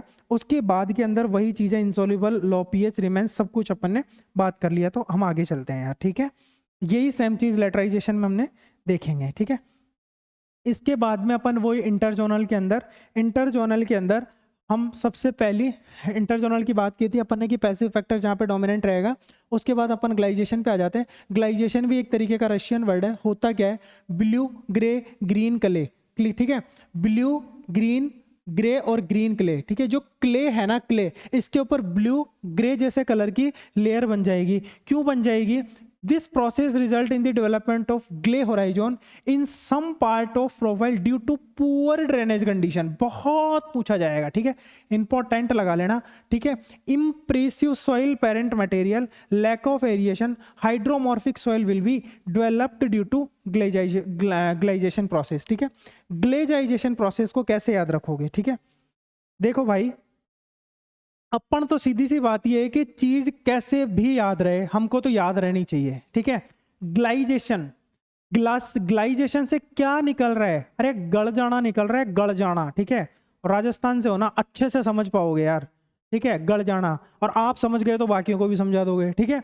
ग्लाइजेशन, गल जाना। गलता कब है कोई आदमी? जब पानी के अंदर डूब जाता है। किसी पेपर है, पेपर को आप पानी में डिप कर दोगे, पानी में डिप करने के बाद बिल्कुल वो डिफॉर्म हो जाएगा ना, उसको क्या, अरे यार गड़ गया ये तो, ठीक है। अरे पतंग तो उड़ाई है ठीक है ना, पतंग उड़ाई है, पतंग अगर थोड़ी ज्यादा ठंड में उड़ा दी, ऊपर से उड़ती और फट जाती थी कभी कभी। क्यों फट जाती थी? क्योंकि मॉइस्चर एब्जॉर्ब कर लेती, तो गड़ गई वो, ठीक है। तो गड़ने का मतलब यहाँ ग्लाइजेशन को वैसे ही अपन याद रखेंगे। अगर पुअर ड्रेनेज कंडीशन है, सॉइल के अंदर पानी का ड्रेनेज सिस्टम अच्छा नहीं है वाटर का, तो वाटर के अंदर पानी, सॉइल डीप होके रहेगी, तो सॉइल गल जाएगी, तो ग्लाइजेशन प्रोसेस हो जाएगा, जिसकी वजह से क्ले पार्टिकल के ऊपर ब्ले ग्रीन कलर का एक्यूमुलेशन हो जाएगा। बात कर लेंगे सैलिनाइजेशन की, वही है, साल्ट कंटेंट का एक्यूमुलेशन हो जाएगा, उसको सैलाइन सॉइल बोल देंगे। एल्कलाइजेशन के अंदर ये कार्बोनेट, बाइकार्बोनेट, सोडियम का एक्यूमुलेशन हो जाएगा, उसको बोल देंगे। तो थोड़ा सा आप इसको देखोगे तो चीज़ें आसानी से याद हो जाएगी, ठीक है। इसके बाद हाँ, हो गया जी अपना सॉइल फॉर्मिंग प्रोसेस और फैक्टर दोनों कंप्लीट। एक छोटा सा टॉपिक प्रोफाइल का और बचता है, वो और डिस्कस कर जाते हैं और फिर क्लास का एंड करेंगे, ठीक है। बस 10 मिनट में फ्री कर दूंगा।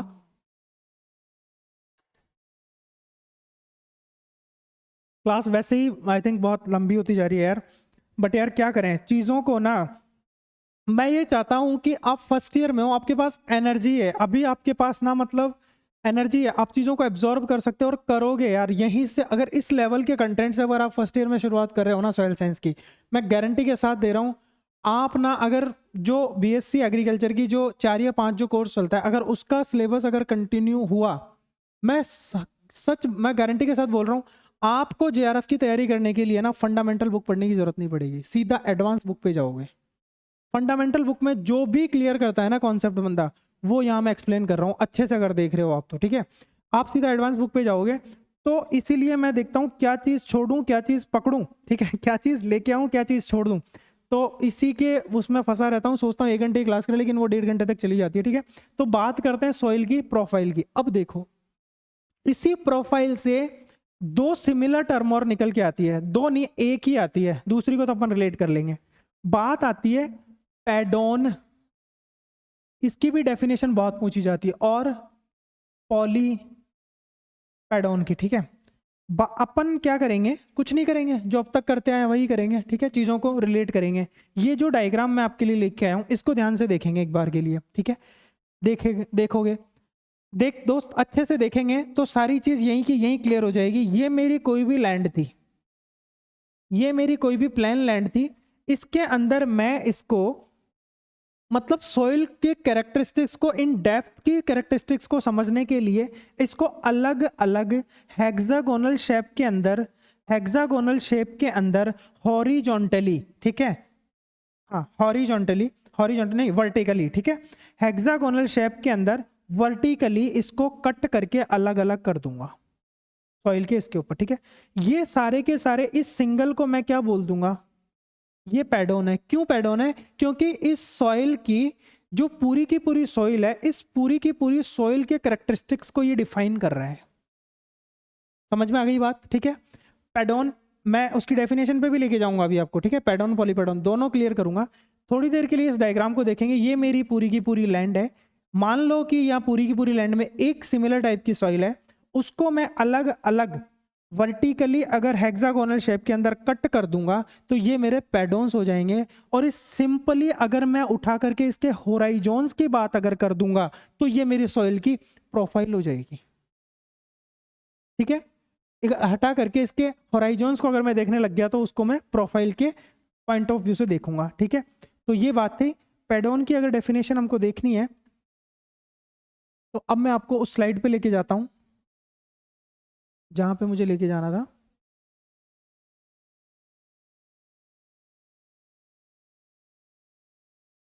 कार्बोनेशन, हाँ नीचे रह गया।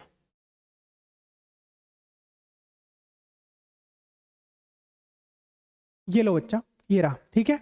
देखो दोस्त, शांति से देखेंगे, ये रहा पैडोन अपना, ठीक है, ये रहा मेरा पैडोन और ये रहा मेरा पॉलीपैडोन। देखेंगे क्या, pedon, the term pedon has been proposed for small basic soil entity.